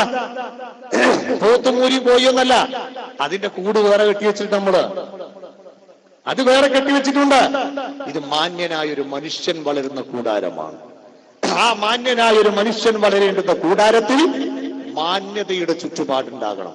ഹറാമുകൾ കടന്നു വരാത്ത ചുറ്റുപാടുണ്ടാകണം. തോന്നിവാസങ്ങൾ കടന്നു വരാത്ത ചുറ്റുപാടുണ്ടാകണം. വേണ്ടാത്തരം കേൾക്കാത്ത ചുറ്റുപാടുണ്ടാകണം. സഹിഷ്ണുതയുടെ അന്തരീക്ഷം ഉണ്ടാകണം. കുട്ടികൾക്ക് സംയുക്തമായി നല്ലൊരു മനസ്സോടെ വളരാൻ പറ്റിയ സാഹചര്യം ഉണ്ടായി കൊടുക്കണം. സ്നേഹിക്കണം, പക്ഷേ സ്നേഹം പരിധി വിടാൻ പാടില്ല. ഇപ്പൊ ചില രക്ഷിതാക്കളൊക്കെ ഉണ്ട് ഭയങ്കര സ്നേഹ. ആ സ്നേഹം എവിടെ എത്തിയെന്നറിയോ? എന്ത് തോന്നിയാസത്തിനും കുട്ടികൾക്ക് പെർമിറ്റ് കൊടുക്കുക. എന്ത് തോന്നിയാസത്തിനും പെർമിറ്റ് കൊടുക്കുക. അഥവാ ഏതെങ്കിലും ഉസ്താദ് അങ്ങനെ അതിനെ എതിർത്താലോ, മോലിയാർ ഇപ്പൊ അങ്ങനെയൊന്നും പറഞ്ഞാൽ സംഗതി നടക്കൂല, ഇന്നത്തെ കാലത്തിൽ അങ്ങനെ കുറച്ചൊക്കെ കണ്ണിയും വേണ്ടി വരുന്ന. സുബ്ഹാനല്ലാഹ്, അലാമാത്തുൽ ഖിയാമിൽ നബി സല്ലല്ലാഹു അലൈഹി വസല്ലമ തങ്ങൾ എണ്ണിയ 70-ലധികം വരുന്ന അടയാളങ്ങളുണ്ട്. അതിലൊരു അടയാളം ഞാനൊരു ദിവസം ഇങ്ങനെ വിനീതനായ ഞാൻ പ്രവാചകന്റെ പുലരുന്ന പ്രവചനങ്ങൾ എന്ന വിഷയത്തിൽ അധികരിച്ചൊരു പ്രഭാഷണം നടത്തിയിരുന്നു. 10 ദിവസത്തെ 25 മണിക്കൂർ നേരത്തെ ഒരു CD ഉണ്ട്, കിട്ടുമെങ്കിൽ വാങ്ങിക്കോട്ടെ. അതിൽ ഞാൻ നബി സല്ലല്ലാഹു അലൈഹി വസല്ലമ തങ്ങളുടെ അലാമാത്തുൽ ഖിയാമയുമായി ബന്ധപ്പെട്ട 70-ലധികം വരുന്ന അടയാളങ്ങളുണ്ട്. ആ അടയാളങ്ങളുടെ ഒരു ദിവസം ഇങ്ങനെ കിതാബുകളെ നോക്കാൻ കാണുക. അന്നത്തെ കാലഘട്ടത്തിന്റെ അവസ്ഥ എന്തായിരിക്കും? അന്ന് പെയ്യുന്ന മഴ മുഴുവനും ഉഷ്ണമഴയായിരിക്കും. കുട്ടികൾ തീരെ അനുസരണമില്ലാത്ത സാധനമായിരിക്കും. സയ്യിദുനാ മുഹമ്മദ് റസൂലുള്ളാഹി. ഇന്നത്തെ മക്കളുടെ അവസ്ഥ എന്താ? ഇപ്പൊ ഒരു ന്യൂ ജനറേഷൻ ഉണ്ട്. ആ ന്യൂ ജനറേഷൻ ആരോടും ഒരു ബാധ്യതയില്ല, കടപ്പാടില്ല, ഒന്നുമില്ല. ന്യൂ ജനറേഷൻ എന്ന് പറഞ്ഞാൽ നമുക്ക് തിരിഞ്ഞോളുന്നില്ല. ഇപ്പൊ ഞാൻ ആ കൗമിനെ പറ്റി എടുത്തു വാങ്ങാനപ്പോ ചെറിയോൻ പറഞ്ഞു, ഉസ്താദേ ഇവർക്ക് വേറെ നല്ലൊരു പേരുണ്ട്, ഞാൻ ചെന്ന ബർമുഡ സമൂഹം എന്ന് പറഞ്ഞാൽ മതി. അപ്പൊ എനിക്ക് തിരിഞ്ഞില്ല എന്താ ഈ സാധനം. അപ്പൊ പറഞ്ഞു അതിപ്പോ ലാ ട്രൗസർ വല പേണ്ടുന്ന സാധനം ഉണ്ട്, അതാണ് പോലെ ഏറ്റവും വലിയ ഫാഷൻ. അപ്പൊ ഞാനൊരു ദിവസം ഇങ്ങനെ ഈ കാസർഗോഡ് ഭാഗത്ത് ഇങ്ങനെയൊക്കെ വാതിന് വരുമ്പോ കാഞ്ഞങ്ങാട് അങ്ങാടിയിലെത്തി. കാഞ്ഞങ്ങാട് ടൗണിന്റെ ലാസ്റ്റ് ഭാഗത്തെ ഇടത്തു ഭാഗത്തൊരു പള്ളിയുണ്ട്, മഗ്‌രിബിന്റെ സമയം. അപ്പൊ ഞാൻ ലോങ് യാത്രയുണ്ട്, നിസ്കാരം ജമാക്കിയിട്ടുണ്ട്. അപ്പൊ അവിടെ എത്തിയപ്പോ 100 കണക്കിന് ആളിങ്ങനെ ഒഴുകുക. ആ കൂട്ടത്തിൽ കണ്ട് 100 കുട്ടികൾ. ഒരൊറ്റ ഒന്ന് ഉടുത്തേനെ പറ്റി പാൻറ്റൊന്നും പറയാൻ പറ്റില്ല, ട്രൗസറൊന്നും പറയാൻ പറ്റില്ല, അങ്ങനത്തെ ഒരു സാധനം. അപ്പൊ ഞാൻ കേട്ട് വല്ല ബോഡി ഒഴിയൊക്കെ കൊണ്ടു വരിക. അപ്പൊ കുട്ടികൾ നല്ല ഉസ്താദ് പള്ളിയിൽ നിന്ന് നിൽക്കിച്ചിട്ട് വരികയാണ്. നിങ്ങൾ ആലോചിച്ച് നോക്കി, മുട്ടുമറച്ചിനോ ഇല്ലെന്ന് അല്ലാഹു അഅലം. അങ്ങനത്തെ ഒരു സാധനം. ഇത് വിട്ടിട്ട പള്ളിയിൽ റോഡ് കളിക്കാൻ റോഡുകളും ഇങ്ങനത്തെ ഒരു കൗമ്. ഇത് വാങ്ങിക്കൊടുക്കാൻ ഉപ്പാര് തയ്യാറ്. കുട്ടികളുടെ വസ്ത്രധാരണ ശ്രദ്ധിക്കണം. അല്ലാഹുവിന്റെ ഹബീബ് ശ്രദ്ധിച്ച 2 വിഭാഗമുണ്ട്. പെണ്ണിന്റെ ഫാഷൻ അംഗീകരിക്കുന്ന ആണിനെയും ആണിന്റെ ഫാഷൻ അംഗീകരിക്കുന്ന പെണ്ണിനെയും അല്ലാഹുവിന്റെ ഹബീബ് ശ്രദ്ധിച്ചിട്ടുണ്ട്. ഇനി നമ്മളെ കുട്ടികളുടെ ഫാഷൻ എന്താ? പെൺകുട്ടികൾക്ക് ജീൻസ് പാന്റ് ടീഷർട്ട്, ആൺകുട്ടികൾ സൽവാറും കമീസും. പെണ്ണുങ്ങളെ മുടി വളരെ ചെറുത്, ആണുങ്ങളെ മുടി നെരിയാണി വരുത്തുന്നുണ്ടാവും. നിങ്ങൾ ആലോചിച്ചു, ഒക്കെ തലകുത്തനെ. താടി എന്തോ മോത്ത് മുളക്കാത്തോണ്ട് നമ്മൾ രക്ഷപ്പെട്ടു മാത്രം. പക്ഷേ താടി വെക്കുന്ന പണിയും കൂടെ ആരേറ്റെടുത്തോളും? ഓലാണ്ട് ഏറ്റെടുത്തു. ഇത് തൽക്കാലം ഉള്ളാളത്തുള്ള പെണ്ണുങ്ങളെ പറ്റിയല്ലേ പറയണത്. എന്റെ നാട്ടിലെ സ്ത്രീകളെ പറ്റി പറയണൊക്കെ വയല് കഴിഞ്ഞു പോയ നിങ്ങളെ പറ്റിയാന്ന് വിചാരിച്ച വലിയ വിരോധമൊന്നുമില്ല. അടുത്ത വയലിന് കിട്ടൂലെന്നല്ലേ ഉള്ളൂ. നിങ്ങൾ ആലോചിച്ചു നോക്കി, എവിടെ എത്തി നമ്മുടെ സംസ്കാരം? തികച്ചും ഇസ്ലാമിക വിരുദ്ധ ദർശനങ്ങളാണ് നമ്മെ സ്വാധീനിക്കുന്നത്. മഹാനായ മമ്പുറം സയ്യിദ് അലവി റളിയല്ലാഹു അൻഹു ബ്രിട്ടീഷുകാരന്റെ കയ്യിൽ നിന്നൊരു ഘട്ടത്തിലുണ്ടായ താൽക്കാലിക സ്വാതന്ത്ര്യത്തിന്റെ ഘട്ടത്തിൽ കേരളീയ ജനത ഒന്നിച്ചിരുന്ന് പൊട്ടിക്കരഞ്ഞ് സന്തോഷിക്കുമ്പോ തിരൂരങ്ങാടി വലിയ ജുമുഅത്ത് പള്ളിയുടെ മുറ്റത്തിരുന്നുകൊണ്ട് മമ്പുറം സയ്യിദ് അലവി റളിയല്ലാഹു അൻഹു പൊട്ടിക്കരഞ്ഞു. ഹുക്കോയ മുസ്ലിയാരി ചോദിച്ചില്ല, അല്ല തങ്ങൾ പാപ്പ, എല്ലാവരും സന്തോഷിക്കുന്നതിനേക്കാൾ കൂടുതൽ സന്തോഷിക്കേണ്ടത് നിങ്ങളല്ലേ? കാരണം ഈ വിപ്ലവത്തിന് നേതൃത്വം കൊടുത്തവരിൽ ഒരു പ്രമുഖൻ നിങ്ങളാണല്ലോ. പിന്നെന്തേ അങ്ങ് കരയുന്നത്? അപ്പോഴാ പറഞ്ഞത്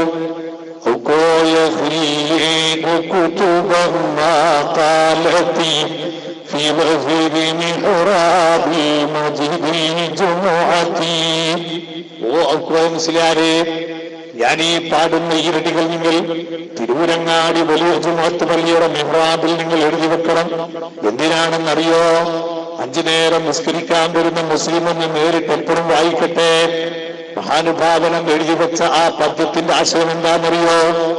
പേശുകാരൻ തൽക്കാലം ഇവിടുന്നവന്റെ ഭരണാധിപത്യം അനുപേക്ഷിച്ചു പോയെങ്കിലും അവന്റെ സാംസ്കാരിക ആധിപത്യത്തിന്റെ കൊലക്കയറ് ഈ മുസ്ലിം ഉമ്മത്തിന്റെ കഴുത്തിലിട്ടിട്ടാണ്, ഈ രാജ്യത്തുള്ള മനുഷ്യന്റെ കഴുത്തിലിട്ടാ പോയത്. അതുകൊണ്ട് ഇനി ഈ ഉമ്മത്ത് അനുഭവിക്കുന്ന പ്രയാസം എന്താണെന്നറിയോ? ആത്മീയ മേഖലയിൽ ഈ സമുദായം ഒളിച്ചോട്ടം നടത്തും. അവസാനം വൈദേശിക ശക്തികൾ ഇവിടെ എന്ത് ദുരാചാരം നടപ്പിൽ വരുത്താൻ തീരുമാനിച്ചോ, ഏത് ദുഷിച്ച സംസ്കാരം നടപ്പിൽ വരുത്താൻ തീരുമാനിച്ചോ, അത് മുഴുവനും നമ്മുടെ ഏറ്റെടുത്ത് നടത്തുന്ന അവസ്ഥ വരാൻ പോകുന്നു. അതല്ലേ പ്രിയപ്പെട്ട ചെറുപ്പക്കാരെ ഇന്ന് നാം കാണുന്നത്? എന്റെ പ്രിയപ്പെട്ട ഉമ്മപെങ്ങന്മാരെ, അതല്ലേ നമ്മൾ കാണുന്നത്? നമുക്ക് അല്ലാഹുവിനോട് താല്പര്യമുണ്ടോ? ഹബീബായ തങ്ങളോട് നമുക്ക് താല്പര്യമുണ്ടോ? ആ ഹബീബിന്റെയും സിത്താബിന്റെയും മാർഗത്തിൽ നിന്ന് നാം ഒളിച്ചോടുകയല്ലേ ചെയ്യുന്നത്? എവിടത്തേക്കാണ് ഈ പോക്ക്? അപകടത്തിലേക്കാ. ഞാൻ എന്റെ പ്രസംഗം ദീർഘിപ്പിക്കുന്നില്ല, ഒറ്റ കാര്യം ഓർമ്മപ്പെടുത്തി ഞാൻ എന്റെ പ്രസംഗം നിർത്തട്ടെ. എവിടത്തേക്കാണ് ഈ അഹങ്കാരത്തിന്റെ പോക്ക്? പ്രായം ചെറുതാണെന്ന് മനസ്സിലാക്കി റബ്ബിനെ ധിക്കരിച്ചു പോകണ്ട. ആരോഗ്യമുണ്ടെന്ന് മനസ്സിലാക്കി, സൗന്ദര്യമുണ്ടെന്ന് മനസ്സിലാക്കി, പണമുണ്ടെന്ന് മനസ്സിലാക്കി ആഢ്യത്തരത്തിലേക്ക് തിരിഞ്ഞു പോകണ്ട. കാരണം ഇത് ഗ്യാരണ്ടിയില്ലാത്ത സാധനമാണ്.